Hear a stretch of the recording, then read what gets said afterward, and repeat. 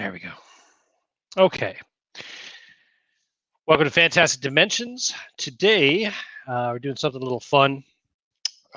Wendy's has released a tabletop RPG called Feast of Legends. So I thought it would be fun to pull the adventure out of it and run it using the Lamentations of the Flame Princess uh, system. I am not using Wendy's Feast of Legends system. Just for anybody who might be watching this and thinks I'm doing the rules wrong, that's because I'm not playing their game. I'm just pulling their lore and their little adventure from the back of the book and using that today. So should be a bit of fun. Should be a bit of crack. Um, it's definitely from what I've read, a very high-powered kind of role-playing game, like much akin to 5th edition Dungeons and Dragons, from what I can see. It looks like they put a lot of effort into it. It's a pretty impressive endeavor for a fast food restaurant making a tabletop RPG, in fairness. So yeah, and it's free. If anybody wants to check it out, it's at feastoflegends.com. So without further ado, also just another little disclaimer, you'll see lots of these little images popping up on my screen. They're all images I pulled straight out of the PDF of the rules. So all this art and cartography and stuff that you may see throughout the course of this broadcast is straight out of their free PDF. So I will go into the introduction now. Rise from the deep freeze. It all started in the realm of Freshtovia and the capital city of the same name. Queen Wendy has ruled over Freshtovia for 50 years, and people from far and wide gathered throughout the city to celebrate the occasion with an unrivaled festival. As you, the party, admired the statue of Emperor Dave, a mysterious shrouded man peeked out from behind the base of the statue and called you by name. Claiming to be of no importance, he warned you that even as the queen would soon make her speech, there was a plague attempting to infiltrate the city and ruin the festival. The plague was called hunger. And to stop the plague, you would have to enter the French Fry Forest, magically sealed to the outside world. Unfortunately, or I should say fortunately, this mysterious figure just happened to have a key. Then he told you that he is a constant watcher and keeper of the lands, and that he knew he could trust you to do what had to be done. You faced the puzzles and riddles presented by the forest and defeated the beasts of hunger, freeing the forest from its control. Upon returning to the city, you were again met by the same mysterious shrouded man, who explained that he had worked directly for the queen for many years. But as he has aged, he could no longer protect the kingdom like he once did. With the creepy king of Creepingvale and the colonel of the grease bucket armies amassing their numbers, Queen Wendy needed a new group of protectors. She wanted to speak with you after her speech. It was at this time that you realized that as you had entered the French Fry Forest and fought your way through the forces of hunger, very little time had passed outside of the forest. And just then a loud, familiar voice boomed throughout the city. It was that of Queen Wendy herself. For 50 years, we have strived to accomplish things the other nations of Beef's Keep could not do or chose not to do. We have maintained the one tried and true fact of our people. In Freshtovia, we do not cut corners. We will not cut corners.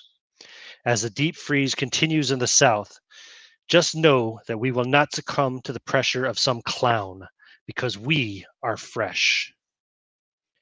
And as the last sentence floated over the city, the people chanted back, "Never frozen," and cheered. You made your way through the crowd until the Queen's Guards spotted you and led you into the gates of the inner city towards the keep. The castle sat atop a hill in the center of the city, its tall square towers reaching toward the sky on either end. Rose bushes lined the walkway leading up to the front gate, and two large wooden doors, rounded at the top to form a semicircle, opened outward to welcome you. Queen Wendy sat upon the throne. You'd seen pictures of her all of your lives, but being in her presence was a different experience altogether. She wore a tiara decorated in a fashion that celebrates her favorite treat, the Frosty. The top resembled the curl on a Frosty poured to perfection. Though this is her 50th year ruling over Freshtovia, Queen Wendy still radiates a youthful exuberance, almost as if she never ages, trapped in time like a character from some logo. Her hair is a vibrant red pulled back into her trademark pigtails, each tied with a light blue bow. Her gown, flowing and gorgeous, a design of light blue and white, colors that highlight her fair complexion and bring out her unique arrangement of freckles. I've been told that you are the heroes who silently dealt with our problem in the forest. Hunger has been one of our most consistent foes, but all it takes is one good snack to keep it at bay. Unfortunately, that is not why I have invited you here today. I suspect you know about the deep freeze, why the Ice Jester continues down this foolish path of freezing and ruining everything in sight is beyond me. I have attempted to reach out, even being sassy with him. I figured a clown might respond to that, but unfortunately, here we are in a world where a clown continues to make the entire land suffer his nonsense. The real problem is his billions of frozen just haven't been enough for him. He sent his band of frozen goons all around Beef's Keep in an attempt to freeze all of our beef. Turns out they don't much like the fact that we continue to stand in defiance of the deep freeze. Our latest intel from our heroes at Fort Baconator brings news that requires immediate action. I would send the heroes of the fort, but they are much farther away and may not make it in time. Some agents of the United Clown Nations are apparently planning to target a huge supply chain coming through the Frosty Canyon, right near Freestyle Falls, due south of here. Follow the road to Frosty Canyon Village, and my good friend Prince Carter will be waiting for you to help guide you to the location and hopefully cut these fools off at the pass. We will be ready for their assault. They do not call me the Clapback Queen for nothing. Please enjoy the great feast tonight along with the rest of the festivities, and if you'll accept this quest, then tomorrow I will be in your debt. And so you traveled to Frosty Canyon at the Queen's behest. You fought Fry Fiends and eventually faced the Beef Bandit. He escaped, seeming to teleport away, but not before releasing his wicked Frysta. Um, 1 second. Let me let Expert catch up. Oh.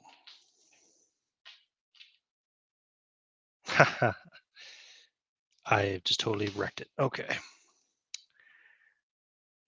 I should have known that would happen. Instead of opening, I saved over it. So there's the Frysta.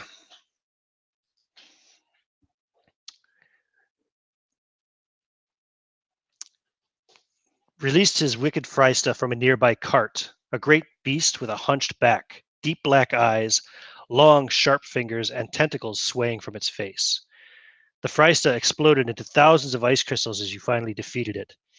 And a note found where the Beef Bandit had last stood read, "Continue wasting your time, fools. The ice crystal is charging. You will all be frozen soon." You returned to the castle and reported to the queen.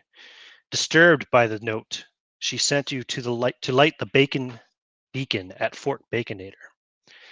There, however, you were captured by Constable von Fries and taken to a stronghold known as the Ice Jester's Playground. And I will. It's unfortunate that I saved over that because this is going to be messy, but just some images to give you an idea.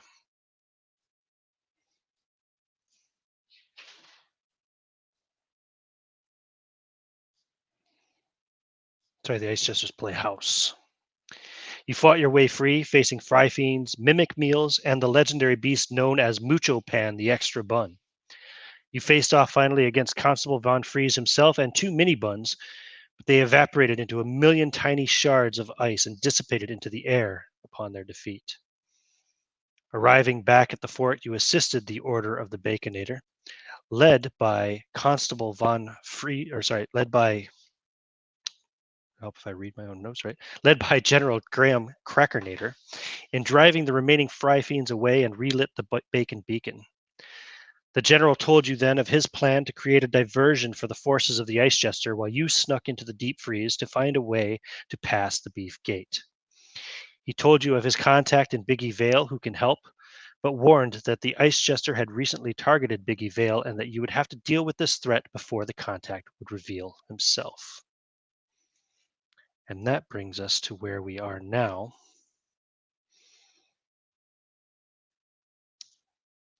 Arriving at Biggie Vale.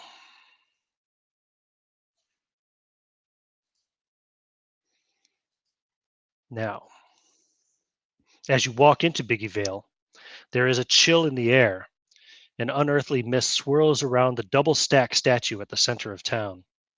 What is generally a bustling village seems to have gone quiet. You walk into the town on high alert, weapons at the ready. A screech tears through the sky, booming through the village streets. Swooping from the sky is a legendary icy beast known as Freezy the Frozen Bird. A 25-foot wingspan of jagged, icy blue feathers stretched out, and the icicle talons upon its feet clutch into the ground, breaking through the stone to the earth below. The beak of the beast hangs low from its face like a long developed spike on the entrance to an icy cavern, and Freezy lunges at the party. Now, would you all please roll initiative?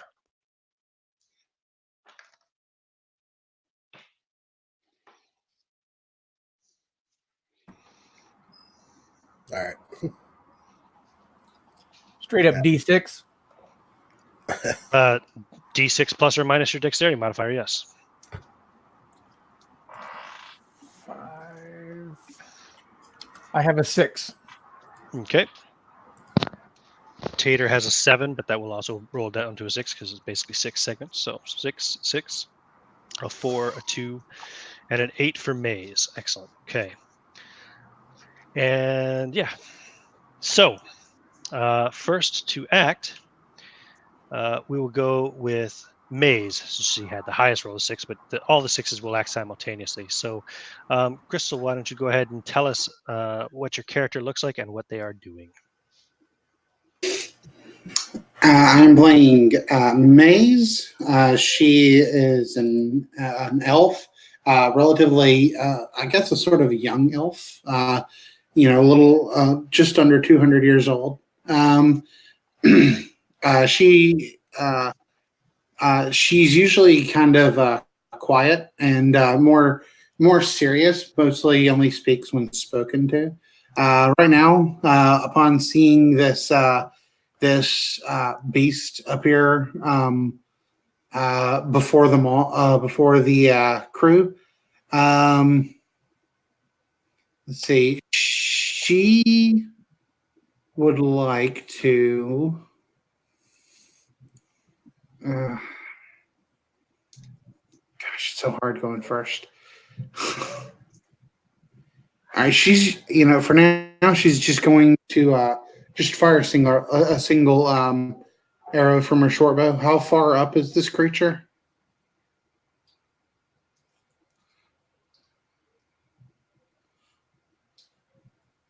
Oh, you're muted. Thank you. Am I? Jeez, wow, I already expended a lot of breath. So it's on the ground, lunging towards you. It's between you and the double stack statue at the moment. You're coming in the road from the north. Oh, it's on the ground. Yes. I remember I described how its talons tore through the stone of the road and into the earth itself. Right. Okay. I guess I don't know why I didn't catch that. Okay. Instead, she's gonna do what she has tended to learn to do in these kinds of situations, and she is going to cast Enlarge on the fighter. Okay. Cool. So you cast Enlarge, and that does what specifically? Let's see here. This spell causes the instant growth and corresponding increase in weight and damage done of a single object or creature that is in visible range. 20% per level. A creature's size by 20% per caster level, up to 3 times the normal creature size. Okay, so he increases by 100%. So John will double in size. And what's the duration is 1 turn per level, so it'll last for 5 turns. Wow, 5 turns. That's 50 minutes. So that's great. That's a long time. And anything else to see? It also increases his damage by the same amount, right? So basically, John, when it comes to your turn, you will do double damage for whatever you roll. Woohoo! All right. Nice. That was a good round there. A good round for Maze. So next in initiative, put you right on the spot. It will be Tater Tot. Go ahead and tell us about your character, name, appearance, and what you wish to do, Carol. Yes. Tater is a spicy little halfling. She's quite the saucy girl, and she's obviously a redhead, and she's actually been walking along, leading her little mule with her little cart full of stuff. But when she sees this terrible creature out in front of her, she pulls out her pistol and I don't know how to describe all the loading, but loads it and takes a shot. Okay, well, it would already be loaded probably because it takes several rounds to load. But that's fine. Great. Yep, you had your weapons ready. So Yes.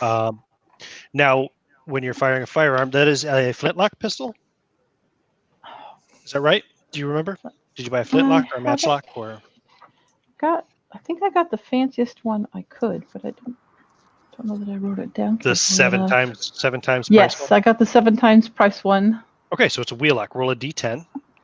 If you roll a 1, it's a misfire, but otherwise it will fire normally. Great. Now I rolled an 8. Okay, yep, that fires no problem. Now roll your ranged attack. So the creature is lunging towards you. It's not in melee with anybody yet. Just so you know, when you fire a missile weapon into a melee, you have an equal chance of hitting everyone involved in that melee. Lovely. Unless you had spent a round aiming, in which case you have a slightly better chance of hitting what you're aiming at. But it's not in melee yet. It's lunging towards the group, so we'll call it normal range. Go ahead and roll a d20 plus your ranged attack. Okay, so that's 15 plus 4, that's 19. 15 plus 4 is 19, and that will hit Freezy for sure. So that does 1d8 damage. Ooh, I rolled an 8. Nice. You do 8 points of damage to the bird, and you see ice particles and some of the feathers like break and kind of shatter as icicles would, as you take a good chunk out of one of its wings, real close to its torso on the right side. And can I find a place to take cover? You can attack, and yeah, you can try to move. Where do you want to go? Do you want to dive into the cemetery or into behind that tree leading towards the stables, or? Let's see. I think I'll go behind the tree leading towards the stables, and I will shoo my little mule back so she heads back away from the fight. She will attempt to, but she has the cart full of things, so it's kind of hard for her to back up. But she can maybe turn around anyway. You get behind that nice big tree anyway, and you have some cover. And next in initiative, simultaneously acting are Freezy the bird and John Fremont McCullough, the brazier Brazier. The brazier chevalier. All right, I'll let you go ahead and go first anyway, even though it's happening simultaneously. So tell us about you, what you look like, and what you're doing. John is a fairly grizzled man of his young age. He's only 27, but he's seen a lot of action. He's a 13th son of the Dairy Queen. He's seeking his fortune as a knight errant, and he has claimed the title of the Brazier Chevalier, and he wields a great war spork. He has a blowgun, which is his striped straws, and then his giant man catcher is actually a giant jar opener pole arm. Beautiful. And which weapon are you holding in your hand at the moment? The man catcher. Okay. So John, the Brazier Chevalier, is going to press the attack with +2. So get a +2 to your attack roll, right? And a -4 to armor class. Right. And he gets 8, so it's 10. You rolled an 8 on the die? No. He already has 8 for melee. Oh, yeah. You get an additional +2, so yeah, it's a +10 to your roll. All right, and we are doing D20, correct? Let me swap my. Yep. Let me swap my dice around, and all right. Well, I rolled a glorious 16, plus my 10 is a 26. You will definitely hit Freezy. Now that man catcher has something special about it. I recall we discussed it before. If it hits, it has a chance to paralyze the opponent. I'm pulling it up right now, real quick. I think he needs. Does he get a saving throw or something, or is it just? I believe it's a saving throw. Hold on, I'm pulling it up right now. We had a bunch of conversations in the meantime. Yeah, I'm going back looking for it too. Man catcher. Here we go. Yeah, saving throw versus paralysis. All right, Freezy, what do you got? Okay. And that fails. So that means he is rendered. Both of you are rendered basically immobile. Correct. At that point, right? Correct. Now, I meant to ask, and since it came up, is it checked each round? I mean, I suspect it probably would be, right? You challenge. Says here, the victim is considered helpless, as is the wielder of the man catcher, while the target is being held for purposes of defending against attacks.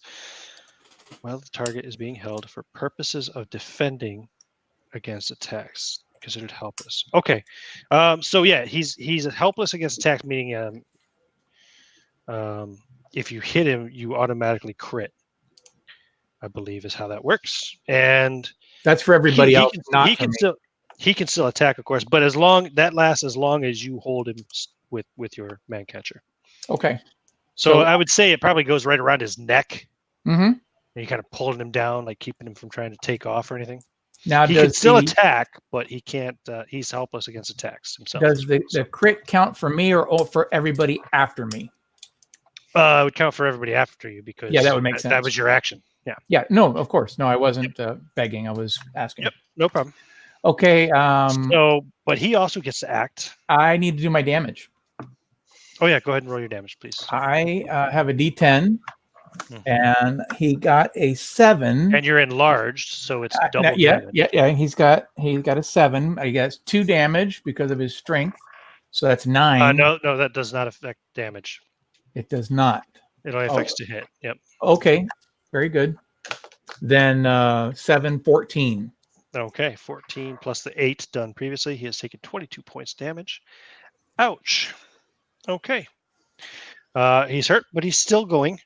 Now, he can no longer make that attack because he is immobilized. So I will do odd or even for the other 2 attacks. He will do this attack.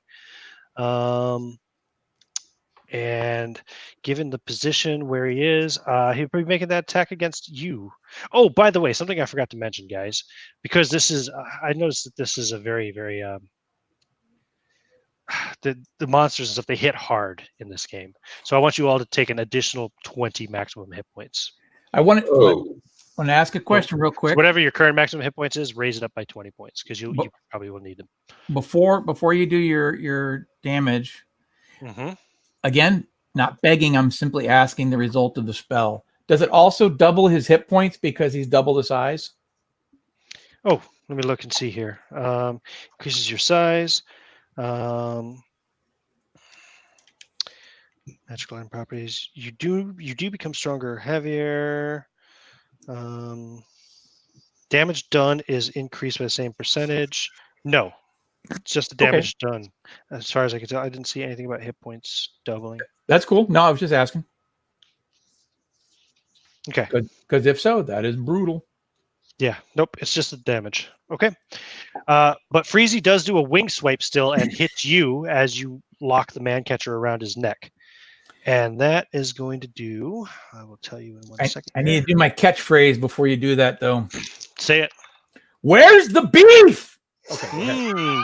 Take 15 points of damage. 15? All right. I got it. Nice.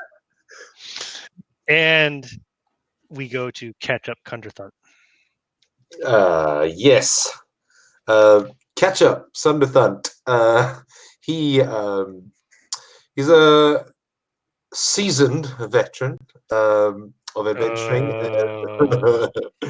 So he's a bit of an elderly dwarf by now, and he's pretty much wearing like his chainmail. He's got his shield, and he's fully packed. Being a dwarf, got a big backpack full of stuff. So wherever he goes, you just hear like clang, clang, clang kind of stuff. And he got his name because quite often when he's in adventuring parties, he'll be bringing up the rear, and because he packs so much stuff, at least this is what he thinks. Because he packs so much stuff, everybody would say catch up, and he would think, oh right, yes, he's just got to catch up. But actually, it's just because his armor makes him look like a catch-up bottle. Is the truth. Nice. So he's got his battle axe ready and his shield as well, and he just shouts out, "Very well, Master Freeman. Very good. I've fought one of these things before, many, many years ago, in fact." And he sort of starts to dwell off before he actually does anything, and he just kind of carries on having this conversation for a couple of seconds. Right, actually, where was I? And he just goes in basically on this thing. Runs as far as he can and starts swinging. You automatically hit for maximum damage because he Sweet. is helpless. So what's your maximum damage? 8. 8 points of damage. So that's up to a total of 30 so far. And Freezy is not looking too good. He is definitely bloodied, as we would have said back in 4th edition D&D, I believe. But yeah, he's hurt. Like, you see shattered ice shards on the ground all around him. He's missing big chunks of what would have been his lovely plumage. And you can see he's in a bit of distress as well, as he's got this massive man catcher wrapped around his neck, being held by the equally massive, like probably 12-foot tall John Fremont over there. And it almost looks like he's perspiring as ice is melting off of his face as he's trying to get out of it. And that brings us to the last person to go in our initiative. Ronnie, why don't you go ahead and tell us about your character and what he does? All right. Ozan is a resident of the onion fields back home, and he is known as a onion knight. He looks pretty much the same as the avatar, except he has a onion crown around his head, and he smells horribly of onion. A key trait of his people is that they are all cowards, and so he is going to but take cover behind one of the tombstones in the cemetery. I'm not hiding, I'm taking cover. And he is going to peek around and fire his flintlock pistol at the bird. Okay, now the bird is in melee combat with 2 of your companions, I believe, at the moment. Yes, so you'll have a chance of hitting all 3 of them. Oh, well, they have plenty of HP, so I'm not worried. Okay, cool. Just wanted to make sure. What kind of pistol do you have? Flintlock. Okay, roll a d10. See if you misfire. And let me take a look here. No misfire. Excuse me. So, what's the range on the pistol for close range? Let me see. I think you might be a medium range if you've taken cover back behind the tombstone. It's 25 feet for short and 50 for medium. Yeah, it will be a medium range. So I'll take that shot. Medium range is a -4, I think, right? Yeah. Okay, and I'll roll to see which person which being you're actually targeting. Okay, I got it. All right. 17 plus 2, 19. 19. Okay, does a 19 hit catch up? Sunderthunt? Does a 19 hit me? Yeah. What's your armor class? Yes, it does. Wait, is that 19 after your -4 for the range? Oh, no. No. So it'd be 15, right? 15. Right. 15. Right. Does a 15 get through 15 your does armor? not hit me. Okay, so what kind of armor are you wearing? Did you say chainmail? Chain, and I've got a shield, so that gives me a +1. Ping! As you know, a bullet ricochets off of a shoulder portion of your chainmail. Having seen that, I'll immediately duck behind the tombstone. Oh, bloody hell, they're firing at us now! Everybody roll for initiative. That's the end of round 1. Freezy is not doing so well on initiative. Oof. I've got Okay, we got a 5 for John, a 2 for Ketchup, 5 for Maze, 6 for Ozon, and a 7 for Tater. Okay, so 6s go first. So Tater, you'll go first because you had the higher of the top end. okay. Now, What would you like to do this round? What did you say about reloading the pistol? Okay, you have a matchlock pistol. I assume Wheel those lock. reload the same. Yeah, wheel lock. Sorry, I assume those That's reload okay. the same rate of speed as a flintlock. Yeah, because the only real difference is that they're kind of have that immunity to like environmental conditions and stuff. So, the base is 10. You're not a fighter, so it's still 10. What is your dexterity modifier? 3, right? 3. Mm-hmm. So that brings it down to 7 rounds. But because it's not a matchlock, it's a flintlock or wheel lock, that halves it round up. Take you 4 rounds to reload. 4 rounds to reload it. Yeah. And you're Oh, talking like black geez. powder. You know, you gotta Yeah. I'm just trying to see if that's gotta really. pour a powder down the barrel and then stick your wad on, jam the ball down Okay. with the ramrod. Then you gotta I'm prime already stuck the with a bow. If pan. I've realized it took quite that long. Somehow I missed that, but that's okay. We will deal with it. Like the base reload time is 10 rounds, but Wow. Okay. yours is a bit faster because it's an advanced weapon and you have a good dexterity. I don't suppose she can both hide and reload at the same time. Of course, yeah, you can still stay behind the tree. In fact, go ahead and give me a stealth roll. So Okay. roll a d6, and you want to roll equal to or under whatever your stealth skill is. Which is 5, and I rolled a 3. So Okay, so you not only are you taking cover behind the tree, but you've managed to put yourself completely out of view of Freezy, and he doesn't even know where you are right now. He's too busy with the people that are trying to right. trying to chop his frozen You wings say off. I've got Anyway.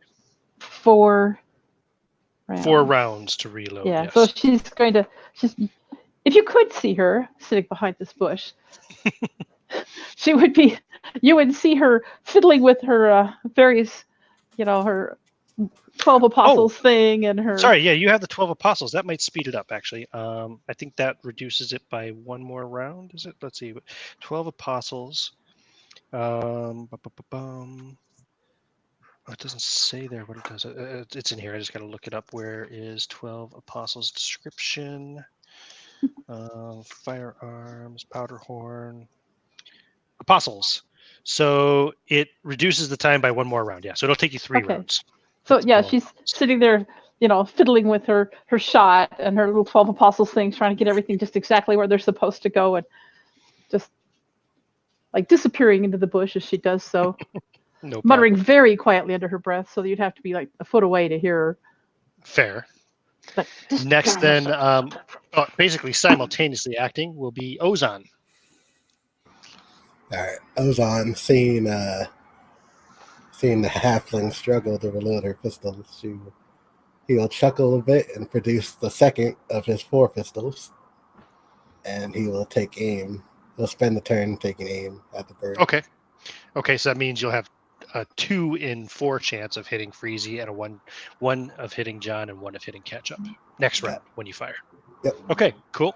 So he spends his round aiming. Next, then, simultaneously, we'll go with John. You're going to continue holding him, I presume?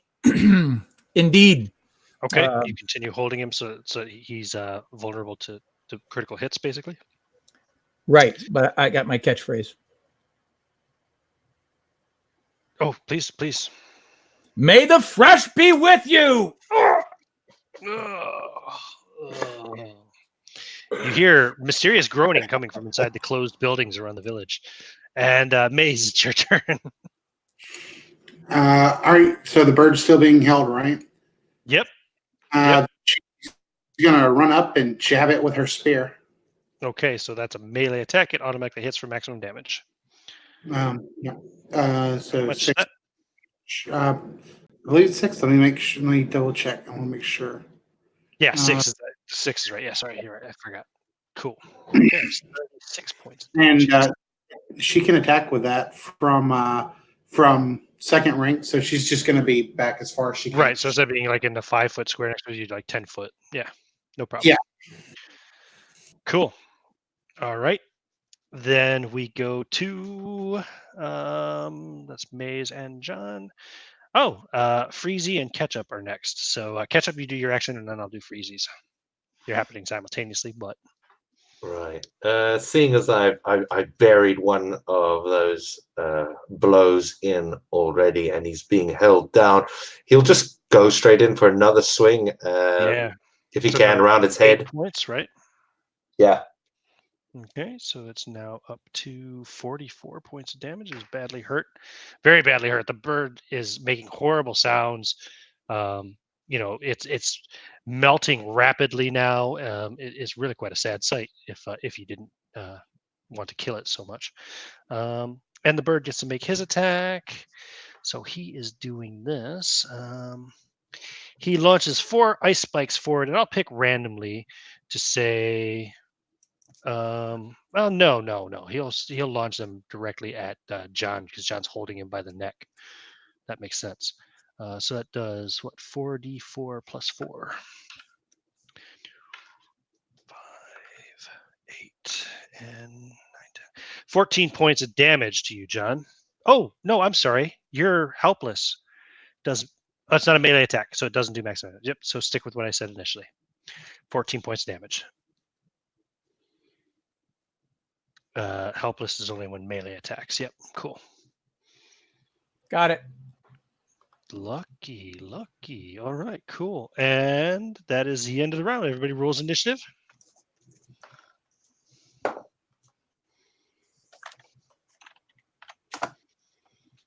Okay.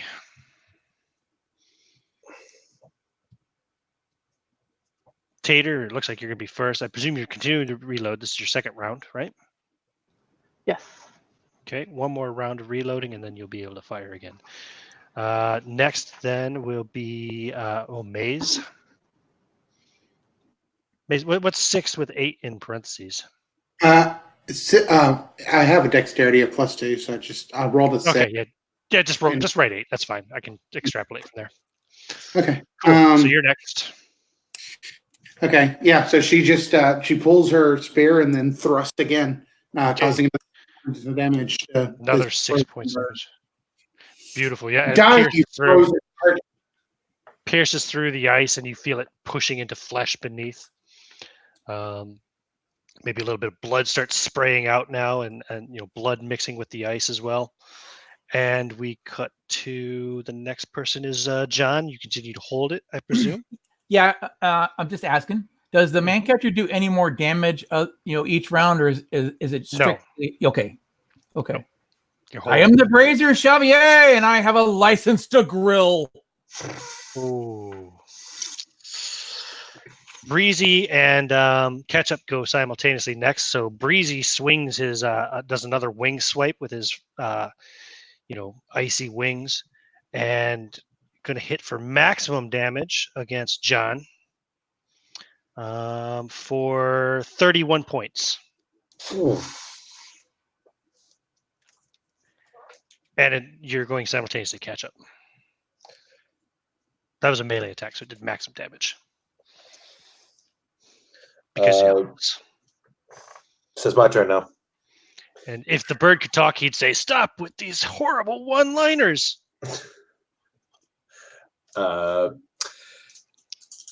Ketchup, actually, he's going to try and mount the thing. Okay. And if I can, I'll just basically swing right at its neck. Okay. That will go ahead and describe how your killing blow. All right. So he would just mount onto up its legs and then onto its back, and he just buries his axe basically downwards in like a thrust sort of thing, not expecting to pop off the head, but the entire head bursts off, basically blood spraying everywhere. It's like, oh God, bloody hell! It bursts into 1,000 glittering ice crystals that melt as they fall. Oh. a like basically like imagine a waterbed full of blood just burst. That's kind of what it looks like as the ice crystals fall into that on the ground, and so do you. Yeah, you hear just And like a massive clang, and like I'm just lying in a pool of blood.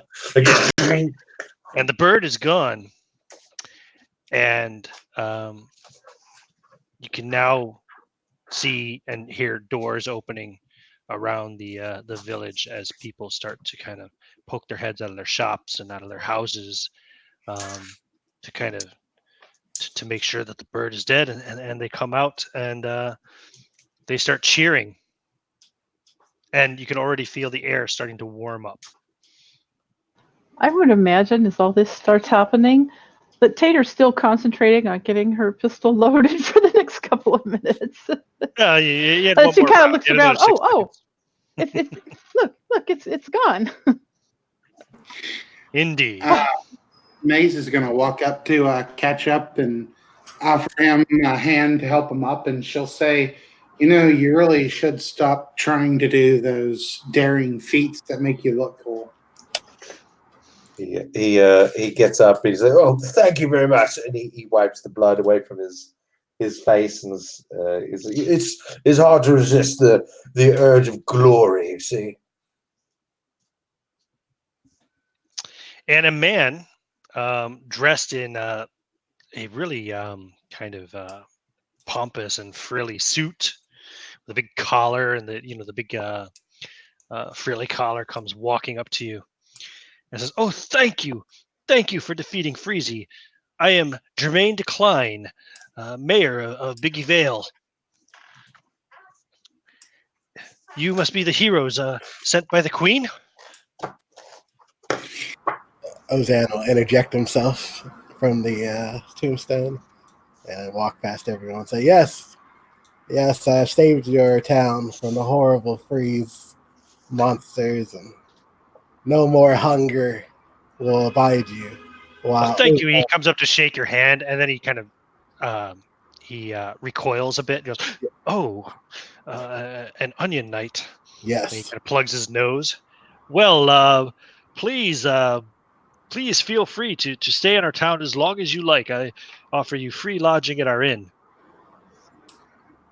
Permanent rooms. Whenever you're in town, you will always stay for free. You can rest and feast whenever and as long as you like. Sir, I'm in need of a healer. And he offers his gigantic hand in a handshake. Oh, well, here, have a look at our visitor's guide. And he pulls out a pamphlet and hands it to you. And don't forget to buy local. And the visitor's guide. Hey, I'll just show you real quick.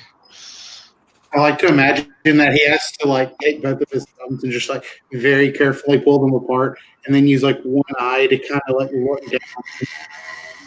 See, it's the map as you see on the screen, and it has the following information as well on it. So the Biggie shop, located in the southeast corner of the village. The Snacksmith's Forge, located south of the village. The neighborhoods, located in the southwest corner of the village. That's all, houses and such where people are coming out from. The gardens, located behind the neighborhoods where they grow all their fruit and veg, etc. The Biggie Stables, which are currently behind the key I just put up there, but you can see it there. The Biggie Stables, located in the northwest corner of the village. The Double Stack statue, located in the center of town. The cemetery, located in the northeastern part of town, which, well, as you know, one of your party members just walked out of it. There's a fortune teller located behind the cemetery, and the Baked Potato Inn, located in the southeast, next to the Biggie shop. Biggie shop is labeled store on the map. So, really, I guess it doesn't tell you anything that's not already on the map. So I will just remove that from the screen. Would Tater be able to perhaps purchase a couple more pistols? Just at one of the, well, you would have to at the try forge? the store or the Snacksmith, yeah. So start with I'll hand her my spent pistol and say, Here, A gift from the great onion mage. She kind of tries not to breathe as she receives this. Oh, well, that looks like quite the fine pistol. Thank you, but I had no idea these things were such a pain to load. I could Yeah. certainly use another one, too, if I can find it. When you take it, it's like super greasy and like really gross. And she kind of pulls out a handkerchief and sort of surreptitiously wipes it off so that it's not quite so bad. And starts, I think, heading for the store to see if she can perhaps purchase another one. It's just a plain pistol, right? The flintlock, yeah. Flintlock, okay. I'm gonna go to the fortune teller. Yeah, that's where Maze wants to head as well. Okay. Now, let me see here. They would have a, I just want to see how much it should be. There's going to be a line of credit for you at the shops here, sent ahead by the queen. Let me find out how much it should be. 1 second. Sorry, I actually should have prepared this before, but I forgot about it till just now. And then, of course, I saved over the second part of my damn presentation. So It's good for you. yeah. If it can go wrong, it will, right? Isn't that how it goes? So Hey. start off here with Any silver we had left over, should we just convert that to gold? probably. Well, no, just keep it silver for the moment anyway. Just 50 silver equals 1 gold. Okay, so there's that one. Mm. So, and then there's another one as well. I just want to see how much the second line of credit would be. Right. That. So there's 250 gold coins worth of credit. So 250 gold. Let me do the math here. Times 50. You have 12,500 silver pieces worth of credit. A piece or for the group? That For the seems like a group. lot. For the Yeah, I was group. gonna say, it's an awful lot for each one of us. Well, she's the queen. Well, that's true. She You know, probably just and you're the raises the heroes. tax, and You're the heroes who are going to save Freshtovia from the big freeze, don't you know? So, if you want to know what they have at the item store and the snacksmith, I can tell you that, and then we'll do the fortune teller afterwards. I just want to go over Healer. Oh, yeah, healer. Healing potion, healer, something. There is no healer. You can buy healing items from the store. Healing items from the store, please. You do look a little beat up. What were you gonna say, Crystal? Well, John probably can't fit through the door right now, but I just wanted to say I had like 200 silver pieces, and I forgot those would be like 1 encumbrance each. So just before we began this quest, I would just like to say I made 4. Converted to gold. Yeah. Yeah, that's fine. That's no problem.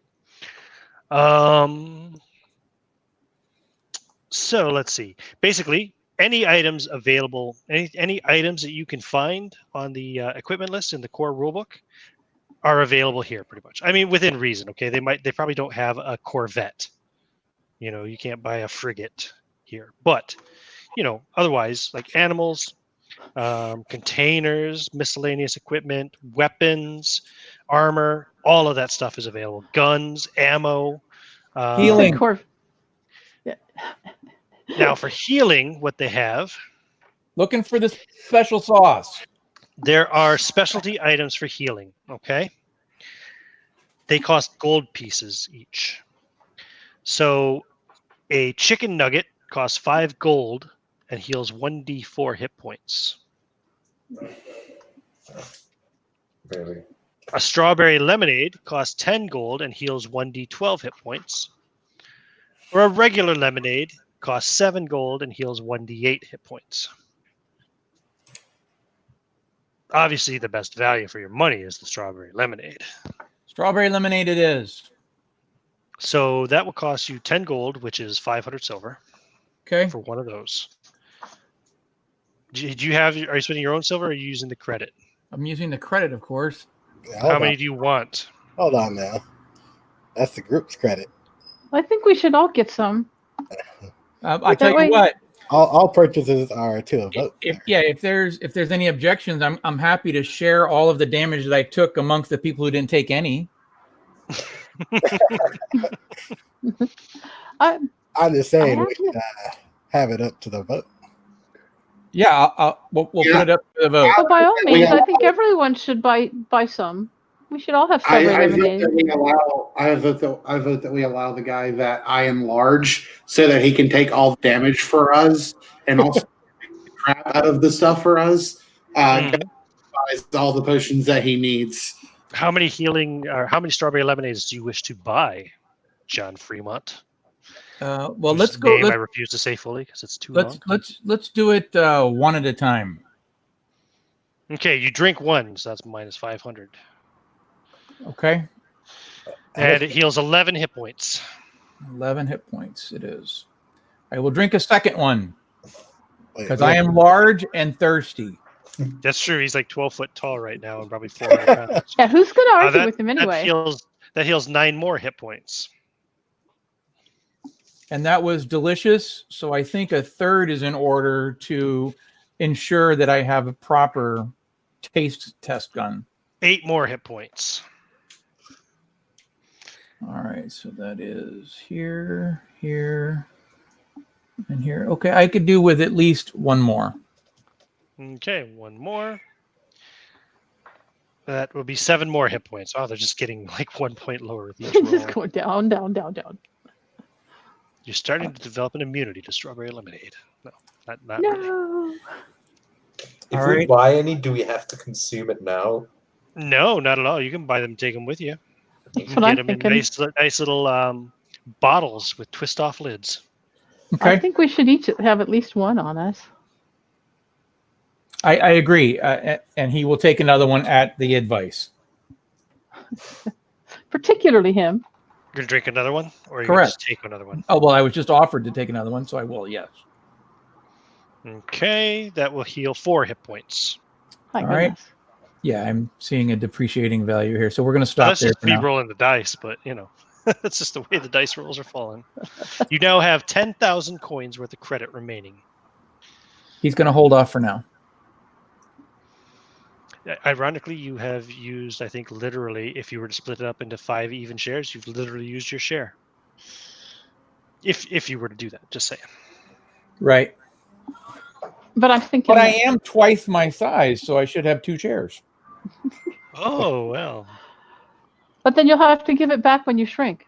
Right? Yeah, exactly. That would be very confusing. Which will happen in about 45 minutes. So, now, I suppose, before we do any fortune teller stuff, if anybody else wants to buy equipment, you should decide what you want to buy now. And then maybe just spend all the leftover on as many strawberry lemonades as you can carry or something. That makes sense to me. I would like to buy another pistol. I think I'll get another flintlock. A flintlock or a wheel lock? Is the difference between them important enough to be worth all the extra money? Not really. Yeah. No, you can get a flintlock. You get a flintlock for 100. Excuse me. You get a flintlock, for 50 silver pieces. A wheel lock costs 175 silver pieces. Sell back your wheel lock, buy 3 flintlocks. Do I get to sell it back for full price? No. See, that's usually the problem. If you want to sell it back to him, Now, I will buy... these things do depreciate in value rather quickly. They're easily damaged. I can give you a gold piece for it. No, I'll keep it. Silver. It's only been used once. And buy one more. Trade it for a flintlock if you like. No, I will buy a flintlock, though. Okay. From the company credit? Company credit, yeah. Company credit. No problem. I've taken that off. Yeah. Okay. So I think that's probably all she needs, except maybe strawberry lemonade since we go on. And does anybody else want to buy anything over here? I would just say catch up. Nothing specific, but he wouldn't buy strawberry lemonade. He'd just buy regular lemonade because he's old. So it's like that's for fancy kids. He likes the old stuff. Okay. Cool. How much do you want to buy? They are 350 gold pieces a piece, or sorry, 350 silver pieces a piece. Bargain.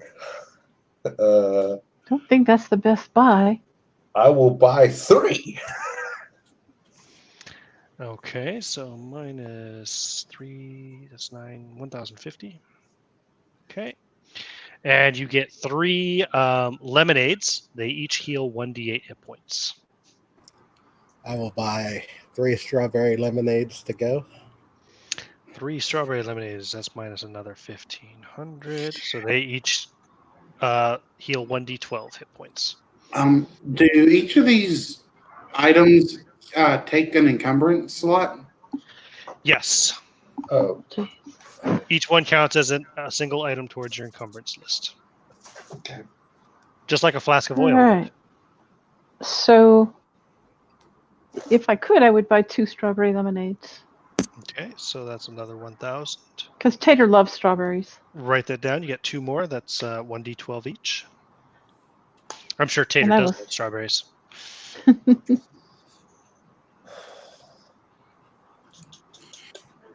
May as well go ahead and buy 1 strawberry lemonade. Excellent. Okay, So that's 1 fine. strawberry lemonade minus another 500. Okay, that's going to be 1d12 healing for you.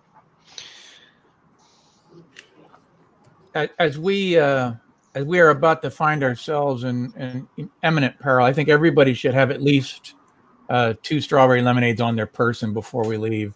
So John Fremont McCullough will secure 2 more. Minus 1,000. Okay, so write down 2 strawberry lemonades, 1d12 healing. Where do you want to put one on the heal card? Okay. Ah, shit.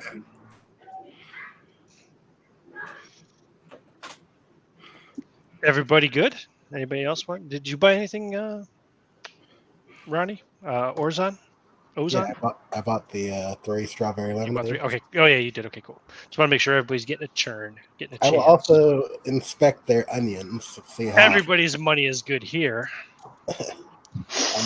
inspect their onion patch for its quality.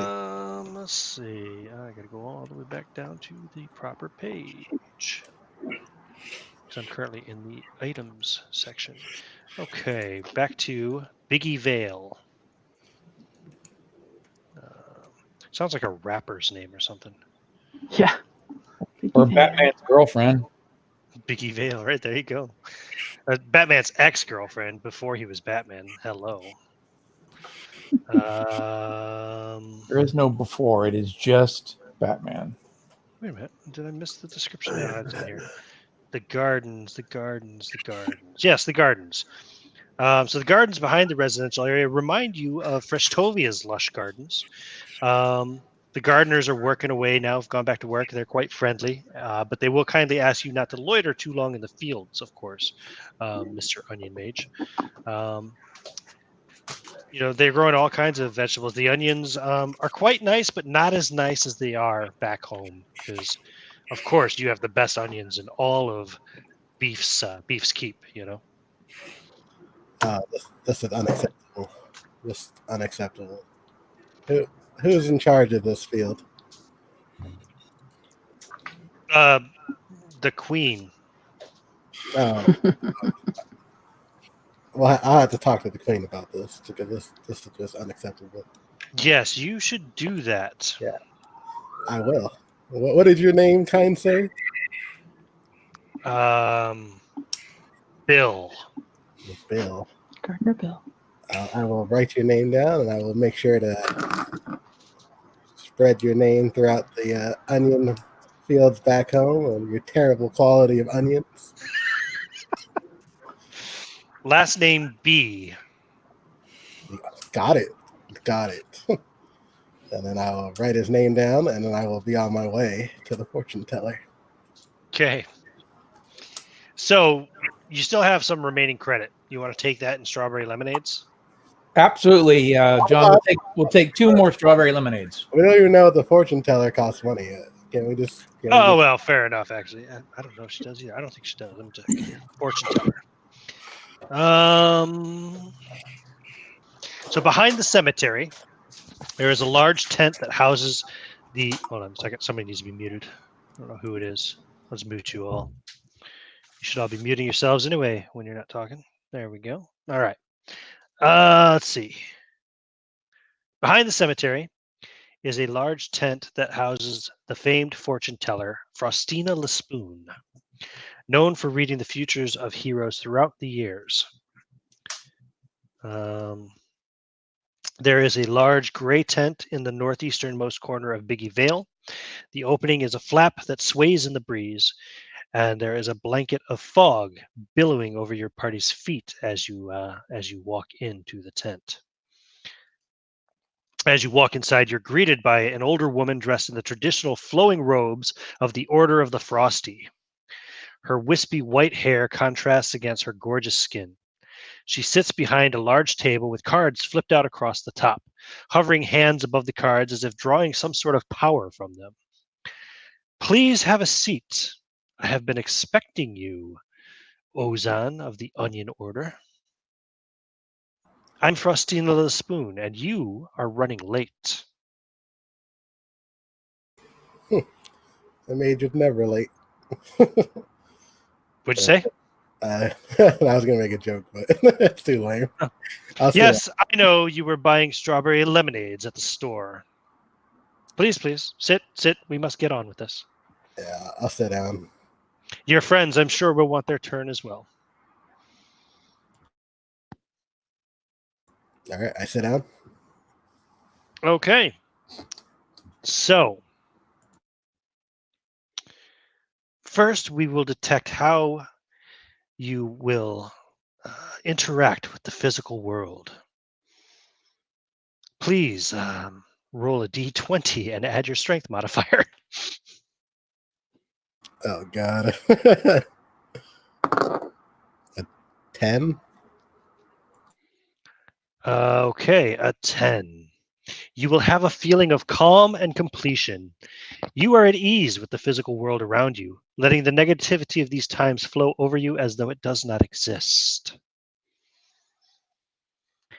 Now we must predict your future interactions with the ethereal. Please roll a d20 and add your intelligence modifier. 4? You're a wizard, right? Yeah. Just checking. You haven't really felt that magical spark in your life recently. There is still potential for that to change, but your current outlook remains unclear. How very sad for you, Onion Mage. She kind of pouts. Indeed. Now, lastly, we must see your general outlook and its effect on others that will alter the outcome of your journey. Roll a d20 plus your charisma modifier, please. My 5 charisma is going to come in handy here. Oh, goodness. Almost as bad as somebody else in one of my games. 12. You always seem to get along with those around you just enough, and you will slide through the majority of your conversations just as you have up to this point. Now, your grand total, if I counted this all correctly, would be 26. 26. You gain 1 point to permanently add to a base stat number of your choosing. Choose wisely. All right, I'll add it to my intelligence. Who wishes to go next?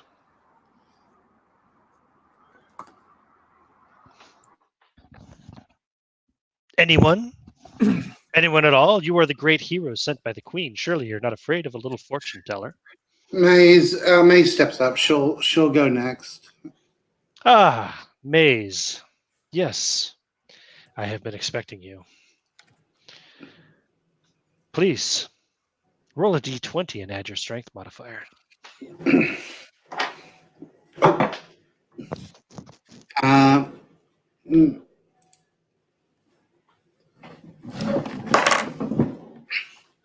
Okay. Sorry. Dropped a die. I did. That's the worst. It has to happen. With my strength modifier, that's a total of 5. Oof. Someone is going to slap you for something you do or say. Just a nice hard slap. It's going to leave a bright red handprint on your cheek. Your nice pale cheek. Hmm. Please roll again to see how you interact with the ethereal. 1d20 plus your intelligence. I should be careful what I say then. Hmm. What's my intelligence? That's a total of 11. 11. You are at peace with your connection between the planes and feel confident in your ability to defend the realm. Lastly, we will see your general outlook and its effect on the others around you and how it will alter the outcome of your journey. Roll a d20 plus your charisma. That's a total of 16. 16. Okay, you had, and your other ones were a 5 and 11, right? Yes. Right. Okay, so you have a total of 32. Keep that in mind. 16. You are charming, and your smile is resplendent. The shop owners throughout Freshtovia will from now on offer you a 10% discount. Oh, how sweet of them. Should have come here first after all. Oops. Yep. So, you had a grand total of 36, right? 32. Or 32, sorry, 32. You also gain 1 point to permanently add to the base stat of your choosing. Choose wisely. Oh, nice. Now I feel that Tater Tot will come forward next. Yes? Where is she? Where Right. is she? Hello, Oh, I'm down here. there she is. And she Please waves her come. hands up in the air. Yes, Hop yes, of up in course. that seat. Hold your hands out here over the cards. And this is very interesting. And she holds her hands out. First, let us check your interactions with the physical world. Roll a d20 plus strength. Let's see. That would be a total of 7. 7. Someone is going to slap you for something you do or say. Oh, Just oh like the dear. poor elf. You too will be left with a bright red handprint on your cheek. Be careful what you do or say. I'm always careful. Right. And let us see how you shall interact with the ethereal. Roll the d20 plus intelligence. Okay. 16. Your connection to the planes beyond our own has increased to an exceptional level. You have gained resistance to all straight physical attacks. So, write down on your character sheet or wherever you wish that you take half damage from physical attacks. Oh, great. The slap won't be quite so bad then, will it? It'll just leave a mark, but it won't hurt. And lastly, let's check your general outlook. A d20 plus your charisma modifier. Charisma modifier, not your charisma. Okay. Charisma. Where are you? Oh, I get one. All right. 17. 17. Mm-hmm. Oh, that charisma you're exuding is electric. You will meet the love of your life, and you will meet them very soon. Oh, well, how nice. So, what was your grand total? You had 17 plus 16, right? Yeah. Be What was the first one? 33. And the first one was a 7. Yeah. So you have 40 total. You gain 2 points to permanently add to the base stat numbers of your choosing. You can place them both on one stat or disperse them however you wish. Oh, thank you. Now, who wishes to go next? John or Sunderthunt? John Fremont McCullough, the Brazier Chevalier, will step forward. Yes, ye of the name that is too long to remember. That's what she said. Roll I'm a loving D20. it. Oh. Roll a d20 plus your strength modifier and divide it by 2, please. No, just kidding. You don't have to divide it by 2. All right. Strength modifier is 2. She rolls her eyes. Oh, a natural 20 plus 2. Nice. So you have a 22. Keep that in mind for your total. I wrote it down. You will meet a man who will bestow the weapon of his ancestral home upon you to guide you on your quest. Glorious. Remind me of that when you walk into the inn, okay? All right. Now, let us see if your mystic connection is as strong as your physical. Roll a d20 plus your intelligence modifier. He looks around the room and says, in here, it's always Fridays. And he rolls. All right. It's a 14 plus what? Your intelligence modifier? Yeah. Okay. So it's a 14. Your connection has increased to an exceptional level. You have gained resistance to all straight physical attacks as well. So you take half damage from physical attacks. Woohoo. That would have been great when that thing hit you, smacked you with its wing, wouldn't it? It would have. Now, finally, let us check your general outlook and its effect on the others around you. Roll a d20 plus your charisma modifier. And what was that last one? That was a 14. So 14 and 22. Yeah, I have it. 46 so far. Okay. Charisma. Yeah, no bonuses. Stand by. A natural 18, no bonuses. Your charisma is electric as well. You, too, will meet the love of your life, she says, looking over at Tater and smiles. And you will meet them very soon. I do favor women with hairy feet. Tater Your kind grand of glowers total back is- at him a little. She's not so sure about this. Your grand total is 52, right?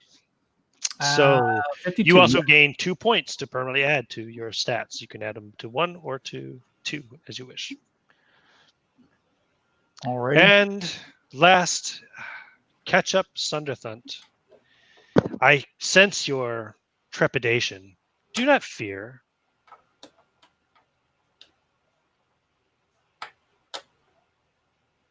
You're muted, Sean, if you're talking. Are you there?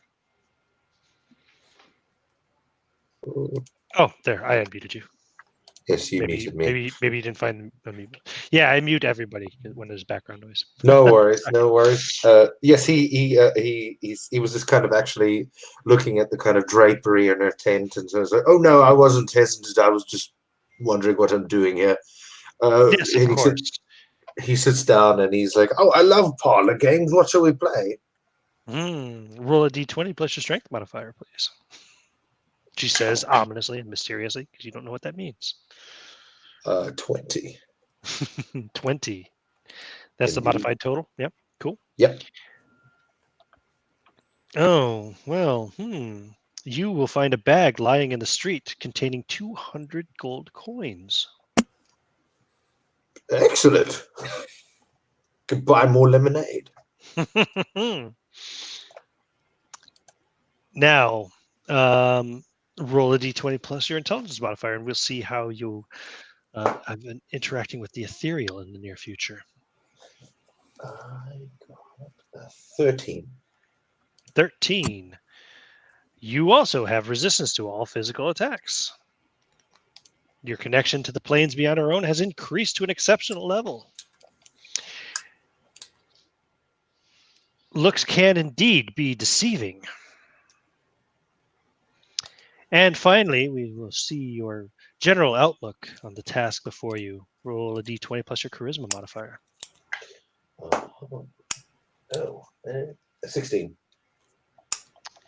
You are charming and your smile is resplendent. Shop owners will welcome you as well with a 10% discount. Combine that with your companions and we'll just make it a 20% party discount. Woohoo. So your grand total, 13 plus 20 is 33 plus 16. I think that one was. That's 49. So yes, you also gain 2 points to permanently add to your stats as you wish. You can add them both in the same place, or you can split them between 2 different stats if you wish. Nice. Thank you. Is it possible to go to 19?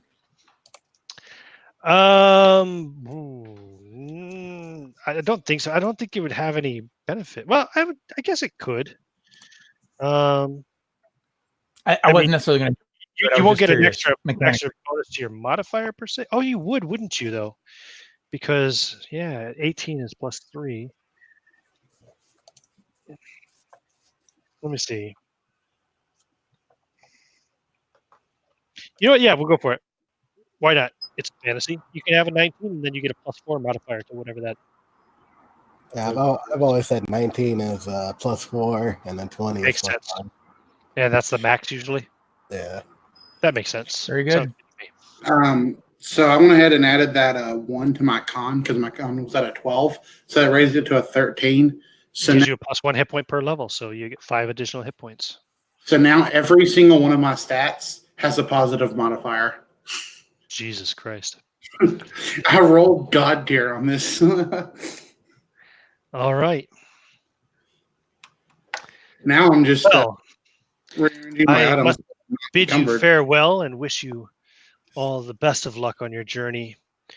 I have a strong suspicion that you will be successful, but the future is ever changing. May the fresh be with you. And Ketchup is already out the door. And Ketchup, you step on something and stumble, and you reach down and you pick up a pouch with 200 gold coins. Actually, it's a pretty massive pouch. It's like a double-sized pouch.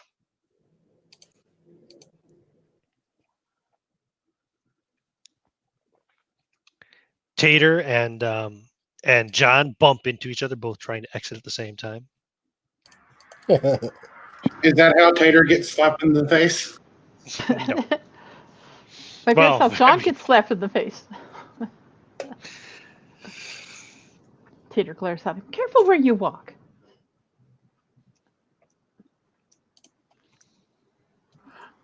All right, team, minions. Shall we go to the end next? Well, could I perhaps put my mule up in the stables real quick? Yes. Oh, well, yeah. I left poor I mean- Popcorn out there all by herself. I think we can just say, retcon, that somebody is taking care of that. The Sable Boy came out to give you a hand. You guys are the heroes. You saved the village. So do Right, whatever they can okay. to help you. I can't leave Popcorn out to get cold and lonely. Yeah, my horse as well was out cold. Yeah. They're Yeah, stable. At some point, I've collected a couple of things from the cart to take into the inn. Stabled for free of charge. Lovely. So the inn next door to the item shop is the large baked potato inn. Relax or wine and dine. The inn has a classic lodge feel, complete with long wooden tables and stools, and is filled with adventurers and merchants from across the realm sharing their stories and a few laughs. The inn's employees will be happy to serve you a hearty bowl of chili for just 3 silver coins. Lately, it has become somewhat of a culinary hotspot and is home to the famous Freshtovia test kitchen, with chefs coming from all over the land to pitch ideas for new menu items. And you know that once a year, Queen Wendy herself will travel to Creepingvale for a tasting of the items that the town has voted as their top 10. Items that she favors will receive an honorary place on the royal menu at Wendy's restaurant in Freshtovia. Somehow, I just see Tater Tot heading straight for the kitchen. Straight for the kitchen? Okay. Yeah, she's gonna go in there and start talking to the chefs. Well, you're heroes. They'll welcome you. The And she's innkeeper going to be like, is I think you should try this and that. And what about that? Oh, very interesting. Never would have thought of adding chocolate to chili. How strange. Well, It's supposed to be extremely good. Here, taste this. And she adds a few things and hands them the ladle. the innkeeper here is an average-sized man with salt and pepper facial hair. His name is Eamon Spiceway. His family came to Creepingvale from Costa del Spicy, he will tell you, and he started this inn when he was very young.